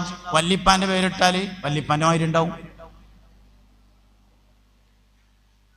എന്തോ ഒരു അസ്വസ്ഥത നിലനിൽക്കുന്നുണ്ട്. എന്താന്ന് എനിക്ക് മനസ്സിലാവണില്ല. ഈ സദസ്സിൽ ഇപ്പോൾ സംസാരിക്കുന്നത് ആകെ 2 പേരാണ്. ഒന്നൊരു ടീഷർട്ട് ഇട്ട ആളും 2 അതിൻ്റെ അടുത്തിരിക്കുന്ന ആളും. തെരഞ്ഞോക്കണ്ട അങ്ങോട്ട് നോക്കിയാൽ മതി, ഇന്നെ നോക്കിയാൽ മതി. വൈകുന്നേരം എല്ലാവരും വർത്താനം തുടങ്ങിയപ്പോൾ പറഞ്ഞു കഴിഞ്ഞാൽ ഇങ്ങോട്ട് നോക്കിയ എല്ലാവരും. അത് അപ്പം അങ്ങനെയായിരുന്നു എന്ന്, ഇനി അങ്ങനെയൊന്നല്ല. ഞാൻ പറയാൻ തുടങ്ങുന്ന സമയത്ത് അങ്ങനെയായിരുന്നു. അതാണ് ചിലപ്പോൾ നിങ്ങൾക്ക് തോന്നുന്നുണ്ടാവും ഞങ്ങളെല്ലാവരും നോക്കണില്ല എന്നിട്ടോ. പക്ഷെ അങ്ങനെയല്ല, ഞാൻ ഓരോരുത്തരെയും നോക്കുന്നുണ്ട്. അതുകൊണ്ട് എല്ലാവരും ഇങ്ങോട്ട് നോക്കിയിരുന്നാൽ മതി. ഇവിടെ വയലറിയാൻ വന്നാലും ഞാനാണ്, അതുകൊണ്ട് ഇന്നെ നോക്കണം. എന്നാൽ നോക്കിയാൽ മാത്രമേ പറയുള്ളൂ, അല്ലെങ്കിൽ പറയില്ല. അതുകൊണ്ട് ഇങ്ങോട്ട് നോക്കി. അല്ലെങ്കിൽ ഇങ്ങനെ കുറേ ബെയ്ത്തൊക്കെ ചൊല്ലി ആനബിയൊക്കെ ചൊല്ലി സമയം കഴിയുമ്പോൾ ദ്വാരങ്ങാണ്ട് ഞാനാണ് നിർത്തും. അതാണ് ഉണ്ടാകുക. അതുകൊണ്ട് ഇങ്ങോട്ട് നോക്കി എല്ലാവരും നോക്കി. അൻത ഉമ്മുൻ അം അബൂൻ മാ റഅയ്നാ ഫീഹിമാ മിസ്ല ഹുസ്നിക ഖത്തു യാ സയ്യിദി ഖൈറൻ നബി ലാ ഇലാഹ ഇല്ലല്ലാഹു ലാ ഇലാഹ ഇല്ലല്ലാഹ് ലാ ഇലാഹ ഇല്ലല്ലാഹു മുഹമ്മദുർ റസൂലുള്ളാഹ്. 5 കാര്യങ്ങൾ. 1, നല്ല പേരിടണം. പേര് ആരുടെ പേര് എന്നത് പ്രധാനമാണ്. ബദരീങ്ങളുടെ പേര് നമ്മൾ ഇട്ട് കഴിഞ്ഞിട്ടൊന്നുമില്ല, ഇനിയും കുറെ ബാക്കിയുണ്ട്. സംഗതി 313 ആളുള്ളൂ പറഞ്ഞിട്ട് കാര്യമില്ല. നമ്മൾ ആരും ഇടാത്ത ഒരുപാട് പേര് ഇഞ്ഞു അതിലുണ്ട്. ഒരുപാട് പേര് ഞാൻ നോക്കിയപ്പോൾ കണ്ടിട്ടുണ്ട്, കുറെ പേരുണ്ട്. എൻ്റെ ഒരു സുഹൃത്തുണ്ടായിരുന്നു ഇവിടെ പഠിക്കൽ പറഞ്ഞിടത്ത് ഇക്ബാൽ, നമ്മളെ നല്ലൊരു മരണപ്പെട്ടു. ഇക്ബാൽ, അള്ളാഹു മഗ്ഫിറത്ത് കൊടുക്കട്ടെ. ഓന് കുട്ടികളുണ്ടായാല് ആൺകുട്ടികളാണ് എല്ലാവരും. മക്കളുണ്ടായാല് സബീനന് തുറന്നിട്ട് ബദരീങ്ങളുടെ പേര് നോക്കലാണ്. ഒരു കുട്ടിയുടെ പേര് മിഖ്ദാദാണ്, ഒരു കുട്ടിയുടെ പേര് കൈസാണ്. അങ്ങനെ സബീന നോക്കിയിട്ട് ബദരീങ്ങളുടെ പേരിൽ നോക്കിയിട്ട് ഏറ്റവും ആകർഷണീയമായി തോന്നുന്ന ഒരു പേരിടും, ബദരീങ്ങളുടെ പേര്. ചരിത്രം വളരെ പ്രധാനമാണ്. ആരുടെ പേരാണ് എന്നുള്ളത് വളരെ പ്രധാനപ്പെട്ട ഒരു കാര്യം തന്നെയാണ്. അതാണ് 1-മത്തെ കാര്യം. 2-മത്തെ കാര്യം ദീനിയും ദുന്യവിയുമായ ഇൽമ പഠിപ്പിക്കണം എന്നതാണ് 2-മത്തെ കാര്യം. ദീനിയായ ഇൽമും പഠിപ്പിക്കണം, ജീവിക്കാൻ ആവശ്യമായ വിവരവും പഠിപ്പിക്കണം. ദീൻ പഠിപ്പിക്കണം, ലൗകികം ഭൗതികവും പഠിപ്പിക്കണം. അങ്ങനെ ദീനിയും ദുന്യവിയുമായ ഇൽമ പഠിപ്പിക്കണം. ഭൗതികമായ വിജ്ഞാനം എത്രയുണ്ടോ അതിനനുസരിച്ച് ദീനും പഠിപ്പിക്കണം. അത് പഠിപ്പിച്ചുകൊണ്ടേ ഇരിക്കേണ്ടി വരും. എന്നാണോ ഭൗതിക പഠനം അവസാനിക്കുന്നത് അന്ന് മതപഠനവും അവസാനിപ്പിക്കാം. സൗകര്യങ്ങൾ ഉപയോഗപ്പെടുത്താം. പല സൗകര്യങ്ങളുണ്ട്. ഓൺലൈൻ സംവിധാനമുണ്ട്. സമസ്ത കേരള ഇസ്ലാം മത വിദ്യാഭ്യാസ ബോർഡ് പുതിയ ഓൺലൈൻ മദ്രസ സ്റ്റാർട്ട് ചെയ്തിട്ടുണ്ട്. സൗകര്യങ്ങളുണ്ട്. അവ സൗകര്യങ്ങൾ ഉപയോഗപ്പെടുത്തി മതപരവും ഭൗതികവുമായ വിജ്ഞാനം പഠിച്ചുകൊണ്ടേയിരിക്കണം. ചുരുങ്ങിയത് 21 വയസ്സ് വരേക്കെങ്കിലും മതപരവും ഭൗതികവുമായ വിജ്ഞാനം പഠിപ്പിച്ചുകൊണ്ടേയിരിക്കണം. രണ്ടാമത്തെ കാര്യം. മൂന്നാമത്തെ കാര്യം, ഹലാലും ത്വയ്യിബുമായ ഭക്ഷണം മാത്രം കഴിക്കാൻ കൊടുക്കണം. ഹലാല് ത്വയ്യിബ്, എല്ലാ ഹലാലുകളും ത്വയ്യിബാവൂല, എല്ലാ ത്വയ്യിബുകളും ഹലാലായിരിക്കും. ത്വയ്യിബ് എന്ന് പറഞ്ഞാൽ മനസ്സിന് സംതൃപ്തിയോടുകൂടെ നൽകുന്നതിനാണ് ത്വയ്യിബ് എന്ന് പറയാം. സംതൃപ്തി ഇല്ലാതെ കിട്ടുന്നത് ഹലാലാണെങ്കിൽ പോലും ത്വയ്യിബാവൂല. ഹലാല് പലതും ആവും, പക്ഷെ ത്വയ്യിബാവൂല. അതായത് എങ്ങനെയിപ്പോ നമ്മൾ പറയാം, നമ്മളൊരു സാധനം വിറ്റു, ഒരാളത് വാങ്ങിയ ആൾക്ക് തൃപ്തിയായില്ല എങ്കിൽ വിറ്റത് ഒറിജിനൽ വിലയും ഒറിജിനൽ ലാഭമൊക്കെ വാങ്ങിയിട്ടാണെങ്കിൽ പോലും ത്വയ്യിബായിരിക്കൂല. അപ്പൊ വാങ്ങിയവൻ, അതായത് പണം നൽകുന്നവന്റെ മനസ്സിന്റെ സംതൃപ്തിയാണ് ത്വയ്യിബ് എന്ന് പറഞ്ഞാല്. പണം നൽകുന്നവന്റെ അല്ലെങ്കിൽ പണം ചെലവഴിക്കുന്നവന്റെ മനസ്സിന്റെ സംതൃപ്തി, അതിനെയാണ് ത്വയ്യിബ് എന്ന് പറയാ. അതിന് ഞാൻ ഉദാഹരണം പറയലുണ്ട്.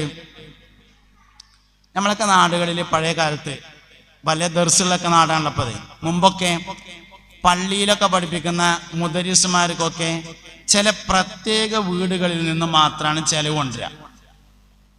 മഹലിലെ എല്ലാ വീട്ടിലൊന്നും ഉണ്ടാവില്ല. ചില പ്രത്യേക അതിന് വേണ്ടി തിരഞ്ഞെടുക്കുന്ന തയ്യാറായി വരുന്ന, പ്രത്യേകിച്ച് അത് കൃഷിയുള്ള വീടുകളായിരിക്കും. കൃഷി ഉണ്ടാകുമ്പോൾ ഭക്ഷണത്തിനൊരു ബുദ്ധിമുട്ടുണ്ടാവില്ല. കൂട്ടാൻ തൊടുവെന്ന് പറിക്കുന്നതാണ്. പിന്നെ ഉണക്കൽ മീനൊക്കെയാണ് വേണ്ടത്. അതിന് കുറച്ച് നെല്ല് വിറ്റാൽ അതിനുള്ള പൈസ ഉണ്ടാവും. ഇങ്ങനെ കൃഷിയുള്ള വീടുകളിൽ നിന്നാണ് ഭക്ഷണം കൊണ്ടുവരിക. ഒരു പള്ളിന്റെ മൂത്രപ്പര പൊളിച്ച് പണിയെടുക്കുന്നുണ്ട്, അതിനെന്തേലും സംഭാവന തരണം എന്ന് പറഞ്ഞാൽ ഓരോരുത്തർ ഉണ്ടാവില്ല. അതേ സമയത്ത് പള്ളിയിൽ 2 മൂല്യന്മാരുണ്ട്, അവർക്ക് ചെലവ് കൊടുക്കണം എന്ന് പറഞ്ഞാൽ ആയിക്കോട്ടെ, അതിന് കുഴപ്പമില്ല, കാരണം അത് അവിടെ ഉണ്ട്. അപ്പൊ അവർ സംതൃപ്തിയോടുകൂടെ കൊടുക്കുന്ന ഭക്ഷണം, ഇതാണ് ത്വയ്യിബായ ഭക്ഷണം എന്ന് പറഞ്ഞത്. പിന്നെ അതിന്റെ ശേഷം ഇപ്പൊ നമ്മളൊക്കെ കമ്മിറ്റിയിൽ വന്നു. അപ്പൊ ഞാൻ കമ്മിറ്റിക്കാരനാണ്, നമ്മളൊക്കെ ആയി. അപ്പൊ നമ്മൾ എന്ത് തീരുമാനം എടുത്തു? എല്ലാ പെരയിലും ചെലവാണ്, അല്ലെങ്കിൽ മയ്യത്ത് കൊണ്ടുവരണ്ടാന്ന് തീരുമാനിച്ചു. അപ്പൊ ചെലവെടുക്കൽ എങ്ങനെ അയച്ചാൽ, ഇനിയിപ്പോ പണ്ടാറടക്കാൻ നാളെ ഇപ്പൊ പള്ളിക്കത്തെ മൂലയിലെ ചെലവാണ് എന്ന് വിചാരിച്ചിട്ടാണ് കൊടുക്കണത്. ത്വയ്യിബാവൂല, കാരണം പണ്ടാറടക്കാനാണ് കൊടുക്കണത് എന്നുള്ളതാണ് പ്രശ്നം. ഹലാലാവും, കാരണം അയാൾ ഇവിടെ ജോലി ചെയ്യല്ലേ. ജോലി ചെയ്യുമ്പോൾ ഹലാലാണ്, അയാൾക്ക് ഭക്ഷണം അയാളുടെ ശമ്പളത്തിൽ പറഞ്ഞിട്ടുള്ളതാണ്, അതുകൊണ്ട് ഹലാലാവും. ത്വയ്യിബാവണമെങ്കിൽ കൊടുക്കുന്നവന്റെ മനസ്സിന്റെ സംതൃപ്തി വളരെ പ്രധാനപ്പെട്ടതാണ്. ഒരു ദിവസം അങ്ങനെ വൈകുന്നേരത്ത് ഒരു ഹോട്ടലിൽ ചായ കുടിക്കാൻ വേണ്ടി കയറി. ഇവിടെ തന്നെ നമ്മളെ കോട്ടക്കലിലൊരു ഹോട്ടലിൽ ചായ കുടിക്കും. എൻ്റെ കൂടെ 1-2 ആൾക്കാരും കൂടി ഉണ്ട്. അപ്പൊ അങ്ങനെ ചായ പറഞ്ഞു, എന്താ കടിയെന്ന് ചോദിച്ചപ്പോൾ ഷവർമ്മ ഉണ്ട് കാരണം. അന്നായിക്കോട്ടെ ഒരു 3 റോള് ഷവർമ്മ കൊണ്ടുവരികയാണ്. അങ്ങനെ ഷവർമ്മ കൊടുന്ന് ചായ കുടിച്ചിട്ട് ഇങ്ങനെ ഇരിക്കുമ്പോൾ കൂടുള്ള ഒരാള് വെയിറ്ററോട് പറഞ്ഞു, കുറച്ചുകൂടി മയോണീസ് വേണമെന്ന് പറഞ്ഞു. അപ്പൊ അയാൾ 2ാമത് മയോണീസ് കൊടുന്നപ്പോ അതിൽ മഴ പെയ്തിട്ട് ചോർന്നിക്കണു. മഴക്കാലമൊന്നുമല്ല എന്നിട്ടും. അപ്പൊ എന്താ സംഭവിച്ചാൽ ആ സാധനം പിന്നെ തിന്നാൻ പാടില്ല. കാരണം നൽകുന്നവൻ സംതൃപ്തിയോടുകൂടെയല്ല നൽകുന്നത് എന്നതാണ് കാരണം. അത് ഹലാലാകും, അവകാശമാണ്. അതേ സമയത്ത് ത്വയ്യിബാവൂല, കാരണം സംതൃപ്തിയോടുകൂടെയല്ല നൽകിയിട്ടുള്ളത് എന്നതാണ് കാരണം. ഇതാണ് ത്വയ്യിബ് എന്ന് പറഞ്ഞ സാധനം, നൽകുന്നവന്റെ സംതൃപ്തിയാണ്. 1000 രൂപക്ക് പണിയെടുത്തു, 1500 ഉറുപ്പ്യക്ക് വാശി പിടിച്ചു, ഇല്ലെങ്കിൽ നാളെ ഞാൻ പണിക്ക് വരില്ലാറും. നാളെ പണിക്ക് വന്നില്ലെങ്കിൽ മറ്റന്നാൾ കുടിയിരിക്കലാണ്, നടക്കൂല. അപ്പൊ എന്ത് തീരുമാനിച്ചു? ആയിക്കോട്ടെ 1500 എങ്കിൽ 1500, ആ 500 ത്വയ്യിബാവൂല. എന്താ കാരണം? സംതൃപ്തിയോടുകൂടെ അല്ല നൽകിയത്. അതേ സമയത്ത് 1000 രൂപക്ക് പണിയെടുത്തു, 950 മതി എന്ന് പറഞ്ഞു, അല്ലെങ്കിൽ 1000 തന്നെ മതി എന്ന് പറഞ്ഞു. അപ്പോൾ നൽകുന്നവൻ റാഹത്തായിട്ട് കൊടുക്കും, അപ്പോൾ അത് ത്വയ്യിബായിരിക്കുകയും ചെയ്യും. ഇതിങ്ങനെ ബാക്കിയുള്ളതൊക്കെ ഇതിലേക്ക് കണക്ട് ചെയ്ത് മനസ്സിലാക്കുക. നമ്മുടെ ജീവിതത്തിൽ ഒരുപാട് ഹലാലുകൾ ത്വയ്യിബല്ലാതെ പോകുന്നുണ്ട്. ഒരു കാരണവശാലും അങ്ങനെയുള്ള സാധനം ഭക്ഷണമായി ഉപയോഗിക്കാൻ പാടില്ല. ഇതാണ് ഞാൻ പറയുന്ന ആശയം. ഭക്ഷണം പട്ടിണി കടന്നാലും ശരി, ത്വയ്യിബല്ലാത്തത് ഉപയോഗിക്കാൻ പാടില്ല. സ്വന്തമായിട്ട് ഉപയോഗിക്കരുത്, ഭാര്യ സന്താനങ്ങൾക്ക് കൊടുക്കരുത്. എങ്കിൽ മാത്രമേ അവർ സ്വാലിഹീങ്ങളായി മാറുകയുള്ളൂ. അപ്പൊ ഒന്നാമത്തേത് നല്ല പേരിടണം, രണ്ടാമത്തേത് ദീനിയും ദുന്യവിയുമായ ഇൽമ പഠിപ്പിക്കണം, മൂന്നാമത്തേത് ഹലാലും ത്വയ്യിബുമായ ഭക്ഷണം കൊടുക്കണം, നാലാമത്തെ കാര്യം മാതാപിതാക്കൾ മക്കളുടെ സ്വഭാവത്തെ നന്നാക്കിയെടുക്കണം. അതായത് സ്വഭാവം എന്ന് പറഞ്ഞാൽ പഠിക്കുന്നതല്ല, കണ്ട് മനസ്സിലാക്കുന്നതാണ്. സ്വഭാവം ബുക്ക് വായിച്ചിട്ടൊന്നും നേരാവൂല. സ്വഭാവം എന്ന് പറഞ്ഞ സാധനം കണ്ടുപഠിക്കുന്ന സാധനമാണ്. വാപ്പ എങ്ങനെയാണ് ചെയ്യുന്നത്, ഉമ്മ എങ്ങനെയാണ് ചെയ്യുന്നത് എന്ന് നോക്കിയിട്ടാണ് പഠിക്കുന്നത്. 4ാം ക്ലാസ്സിൽ പഠിക്കുന്ന ഒരു കുട്ടി 4ാം ക്ലാസ് മദ്രസയിൽ വന്നിട്ട് അടുത്തിരിക്കുന്ന കുട്ടിനെ 4 കാലും വാലുള്ള സാധനത്തിന്റെ പേരാണ്ട് വിളിച്ചാല് പെരേന്ന് ഒന്നുകിൽ ഉമ്മ വാപ്പാനെ വിളിക്കണത് കേട്ടതാണ്, അല്ലെങ്കിൽ വാപ്പ ഉമ്മാനെ വിളിക്കണത് കേട്ടതാണ്. അല്ലാതെ ഈ സ്വഭാവം വരൂല. സ്വഭാവം എന്ന് പറയുന്നത് കണ്ടുപഠിക്കുന്ന സാധനമാണ്. മാതാപിതാക്കളുടെ സ്വഭാവത്തിൽ നിന്നാണ് മക്കളുടെ സ്വഭാവം ഉണ്ടായി വരുന്നത്. അതുകൊണ്ട് സ്വഭാവത്തിന്റെ പരിപാലനം ചെയ്യണം. അത് നിരന്തരമായ പരിശീലനങ്ങളിലൂടെ നേടിക്കൊടുക്കണം. മദ്രസന്റെ അടുത്ത് കൂടെ ഇങ്ങനെ വാപ്പൻ മകനും കൂടിയും കയ്യും പിടിച്ചിങ്ങാണ്ട് പോവുകയാണ് മദ്രസന്റെ അടുത്ത് കൂടെ. അപ്പോൾ മോൻ വാപ്പാട് പറഞ്ഞു, വാപ്പ ഇന്റെ മദ്രസയാണിത് എന്ന് പറഞ്ഞു. എന്നാൽ വാപ്പ അപ്പോൾ പറയണം, മോനെ ഇന്റെ മദ്രസ എന്ന് പറയരുത്, ഞങ്ങളെ മദ്രസയാണെന്ന്. അതാണ് ഈ സ്വഭാവം എന്ന് പറഞ്ഞ സാധനം. ഇന്റെ മദ്രസ എന്ന് പറയല്ല മോനെ, ഞങ്ങളെ മദ്രസ എന്ന് പറയാൻ. സംഭവം വളരെ നിസ്സാരാണ്, പക്ഷെ ആ കുട്ടിയുടെ സ്വഭാവം അതിനനുസരിച്ചാണ് രൂപപ്പെട്ടു വരിക. ഇങ്ങനെ പറഞ്ഞും കാണിച്ചും ഗുരുനാഥന്മാരോടുള്ള പെരുമാറ്റമൊക്കെ അങ്ങനെയാണ് കിട്ടുന്നത്. ഒരു ദിവസം 3ാം ക്ലാസ്സിൽ പഠിക്കുന്ന കുട്ടി സ്കൂള് വിട്ട് വീട്ടിൽ വന്നപ്പോ പറഞ്ഞു, വാപ്പ അല്ലെങ്കിൽ ഉമ്മ, ഞങ്ങളെ സ്കൂളിലെ ഹെഡ്മാഷ എല്ലാരും ചേനത്തലേന്നാണ് വിളിക്കല് എന്ന് പറഞ്ഞു. ആള് കഷണ്ടിയാണ്. അതില് വാപ്പ ചോദിക്കാണ്, എന്തേജ് പറഞ്ഞത്? അപ്പൊ അവൻ പറഞ്ഞു, എല്ലാരും ചേനത്തലേന്നാണ് വിളിക്കണത് എന്ന് പറഞ്ഞു. അതിൽ വാപ്പ പറഞ്ഞു, അത് അയാൾക്ക് പറ്റിയ പേരെന്നെയാണ്. ഏത്? ഇവന്റെ സിറാത്ത് പാലം കിടക്കുമ്പോ ഈ കുട്ടി കയ്യമ്മ പിടിച്ചണത്രേ ഓലത്തും. അത് അപ്പ തിരുത്തി കൊടുക്കണം, അപ്പ തിരുത്തണം. മോനെ, ഗുരുനാഥന്മാരെ കുറിച്ച് അങ്ങനെ പറയാൻ പാടില്ല, വാപ്പക്ക് അത് ഇഷ്ടമല്ല. അതുകൊണ്ട് ഒരിക്കൽ അത് നിമിഷം തിരുത്തി കൊടുത്തില്ലെങ്കിൽ ആ കുട്ടിയുടെ ജീവിതം മൊത്തം അങ്ങനെ പോവുള്ളൂ. ഗുരുനാഥനെ ഇൻസൾട്ട് ചെയ്ത ആളുടെ ഒജീനം മുടങ്ങും, അവന്റെ ആക്ബത്ത് ചീത്തയായിരിക്കും.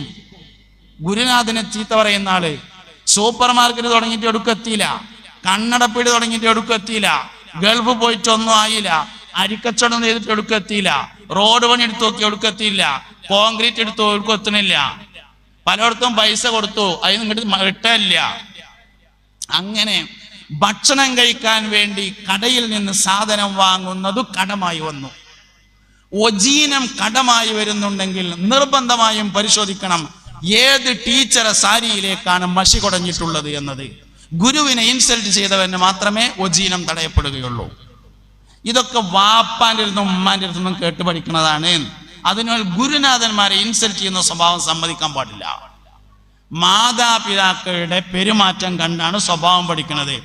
5 സെന്റ് സ്ഥലം അതിലൊരു ചെറിയ പെരിയായപ്പോഴേക്ക് ഉച്ചക്കും രാവിലെയും വൈകുന്നേരം തറവാട്ടിലുള്ള ഉമ്മാനും ബാപ്പാനും കുട്ടികളെ മുമ്പിൽ വെച്ച് മോശമാക്കി സംസാരിച്ചാൽ ദൂരവ്യാപകമായ പ്രത്യാഘാതം ഇവന്റെ മാതാപിതാക്കൾ അനുഭവിക്കേണ്ടി വരും. നമ്മളെ വാപ്പാനോടും ഉമ്മാനോടും എങ്ങനെ പെരുമാറുന്നു എന്നത് മാത്രമേ നമ്മളെ മക്കളിൽ നിന്ന് തിരിച്ചു ലഭിക്കുള്ളൂ. ചരിത്രത്തിൽ ഏറ്റവും അറിയപ്പെടുന്ന ഒരു മനുഷ്യനായിരുന്നു ബഹുമാനപ്പെട്ട ലുക്മാനുൽ ഹക്കീം റളിയല്ലാഹു അൻഹു. മഹാനായ ലുക്മാനുൽ ഹക്കീം റളിയല്ലാഹു അൻഹു തന്റെ മകന് കൊടുത്ത ഉപദേശങ്ങളെ രേഖപ്പെടുത്താൻ വേണ്ടി പരിശുദ്ധ ഖുർആനിൽ ഒരു അധ്യായം നിലവിൽ വന്നിട്ടുണ്ട്, സൂറത്തുൽ ലുക്മാൻ. എന്താ ഈ ലുക്മാന്റെ പ്രത്യേകത? ഈ ലുക്മാന് പ്രായമായ ഒരു ഉമ്മയുണ്ടായിരുന്നു. സയ്യിദുനാ ലുക്മാൻ റളിയല്ലാഹു അൻഹുവിന് പ്രായമായ ഒരു ഉമ്മയുണ്ടായിരുന്നു. എന്നും രാവിലെ ലുക്മാൻ ജോലിക്ക് പോകുമ്പോ ഉമ്മയോട് ചോദിക്കും, ഉമ്മ, ലുക്മാൻ നിങ്ങൾക്ക് വേണ്ടിയാണ് ജോലിക്ക് പോണത്, വൈകുന്നേരം വരുമ്പോ ഉമ്മാക്ക് എന്താ കൊണ്ടുവരേണ്ടത് എന്ന് ചോദിക്കും. അപ്പൊ എന്നും ഉമ്മ എന്തേലും ഒന്ന് പറയും, അത് കൊടുന്നു കൊടുക്കും വൈകുന്നേരം വരുമ്പോ. അങ്ങനെ ഉമ്മാക്ക് പ്രായം കൂടി വന്നു, പ്രായത്തിന്റെ അസ്വസ്ഥതകൾ തുടങ്ങി. പ്രായം കൂടി വന്നാൽ സംസാരത്തിനൊക്കെ ചില വ്യത്യാസങ്ങളൊക്കെ വരും. അങ്ങനെ ഉമ്മാക്ക് പ്രായത്തിന്റെ അസ്വസ്ഥത തുടങ്ങി. ഒരു ദിവസം ലുക്മാൻ രാവിലെ ജോലിക്ക് പോകാൻ വേണ്ടി തയ്യാറായിട്ട് ഉമ്മാന്റെ അടുത്ത് എന്നിട്ട് ചോദിച്ചു, ഉമ്മ, ലുക്മാൻ ജോലിക്ക് പോകാണ്, വൈകുന്നേരം വരുമ്പോ ഉമ്മാക്ക് എന്താ കൊണ്ടുവരേണ്ടത് എന്ന് ചോദിച്ചു. അതിൽ ഉമ്മ പറഞ്ഞു, മോനെ, സ്വർഗത്തുനിന്ന് ഒരു പിടി മണ്ണുകൊണ്ടു പറഞ്ഞു.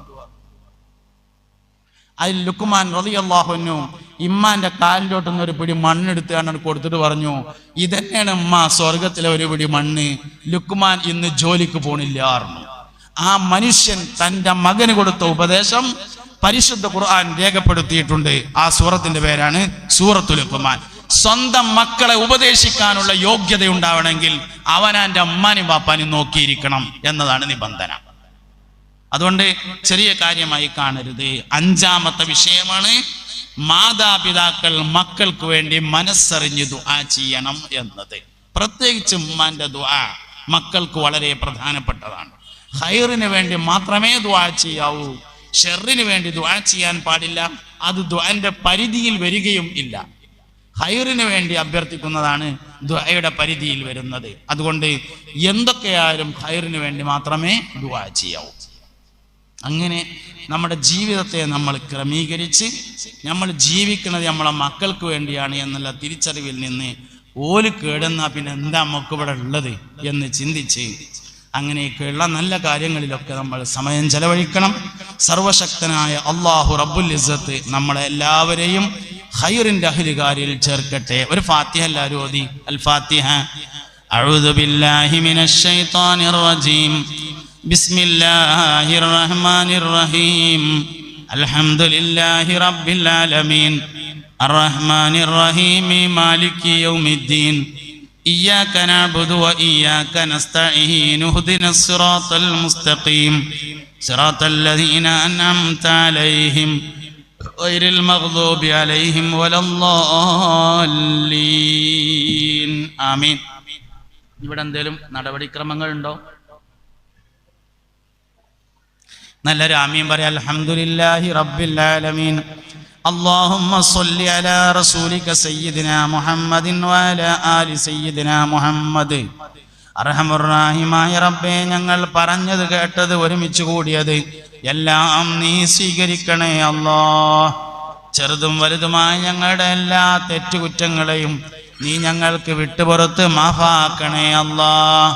അർഹമുർറഹീമായ റബ്ബേ, ഇരുലോക വിജയികളിൽ ചേർത്ത് ഞങ്ങളെല്ലാവരെയും അനുഗ്രഹിക്കണേ അല്ലാഹ്.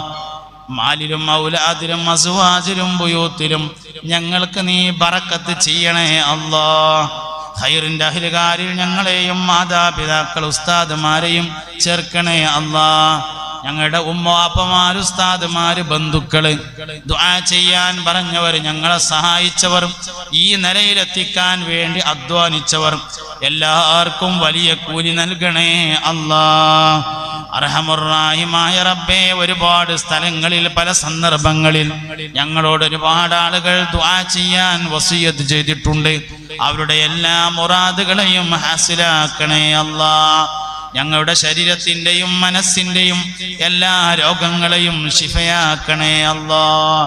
ഒരുപാട് ആളുകൾ ഈ പരിപാടിക്ക് മനസ്സുകൊണ്ടും ശരീരം കൊണ്ടും സമ്പത്ത് കൊണ്ടും സഹായിച്ചിട്ടുണ്ട്. അവരുടെ എല്ലാ മുറാദുകളെയും ഹാസിലാക്കണേ അല്ലാഹ്. പടച്ചോനെ, ഈ സ്ഥാപനത്തിന്റെ പൂർവ്വ വിദ്യാർത്ഥികളാണ് കാര്യമായി ഈ പരിപാടിയുടെ മുൻപന്തിയിലുള്ളത്. അവരുടെ ജോലികളിൽ, വരുമാനങ്ങളിൽ ബറക്കത്ത് നൽകണേ അല്ലാഹ്. പ്രത്യേകിച്ച് വിദേശത്തുള്ള ഞങ്ങളുടെ സഹോദരങ്ങൾക്ക് നീ ഖൈറ് നൽകണേ അല്ലാഹ്. പടച്ചോനെ, അവരുടെ സംഭാവനകൾ, സഹായം കൊണ്ടാണ് ഞങ്ങളുടെ പല ദീനീ പ്രവർത്തനങ്ങളും നടന്ന് മുന്നോട്ട് പോകുന്നത്. അവർക്ക് നീ സലാമത്തും ബറക്കത്തും നൽകി അനുഗ്രഹിക്കണേ അല്ലാഹ്. ദീർഘായുസ്സും ആഫിയത്തും നൽകണേ റഹ്മാനെ. പടച്ചോനെ, രോഗശമനത്തിന് വേണ്ടി ദുആ ചെയ്യാൻ ഒരുപാട് ആളുകൾ ആവശ്യപ്പെട്ടിട്ടുണ്ട്. ഞങ്ങൾക്കും അവർക്കും പരിപൂർണമായ രോഗശമനം നൽകണേ അല്ലാഹ്. ശരീരത്തിന്റെയും മനസ്സിന്റെയും രോഗങ്ങളെ ശിഫയാക്കണേ അല്ലാഹ്. പടച്ചോനെ, ഉള്ളിലും പുറത്തുമുള്ള എല്ലാ രോഗങ്ങളെയും ശിഫയാക്കണേ അല്ലാഹ്. അധ്വാനിച്ച സമ്പത്ത് മുഴുവൻ ചെലവഴിച്ചാലും മരണത്തിന് കീഴടങ്ങേണ്ടി വരുന്ന രോഗങ്ങളെ തൊട്ട് സലാമത്തിലാക്കണേ അല്ലാ. അപകട മരണങ്ങളെ തൊട്ട് കാത്തുരക്ഷിക്കണേ അല്ലാ. പെട്ടെന്നുള്ള മരണങ്ങളെ തൊട്ട് ഞങ്ങളെ എല്ലാവരെയും കാത്തുരക്ഷിക്കണേ അല്ലാ. മരിക്കുന്നതിന് മുമ്പ് മരണത്തെക്കുറിച്ച് സൂചന ലഭിക്കുന്ന മുത്തഖീങ്ങളിൽ ചേർക്കണേ അല്ലാ.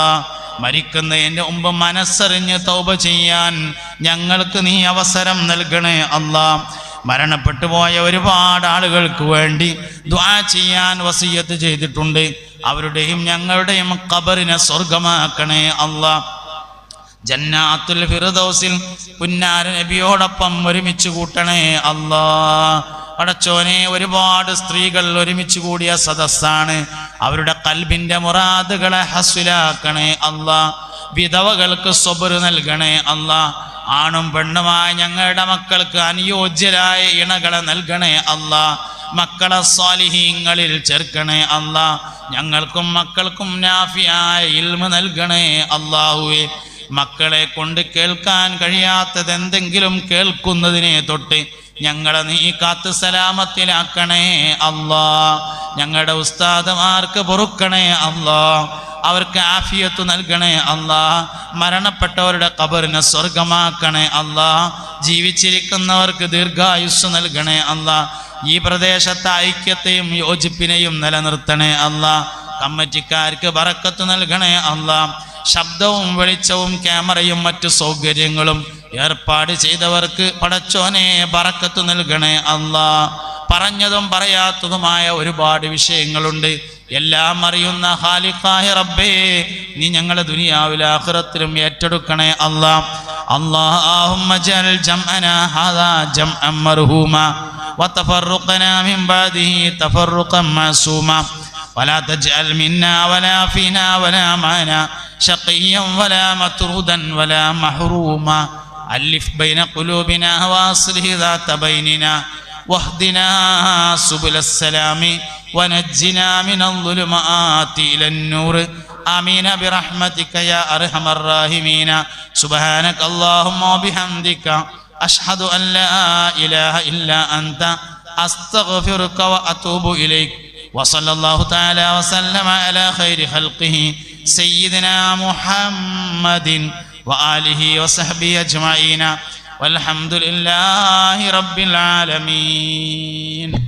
എല്ലാവരും ദുആ ചെയ്യണം. അസ്സലാമു അലൈക്കും വറഹ്മത്തുള്ളാഹി.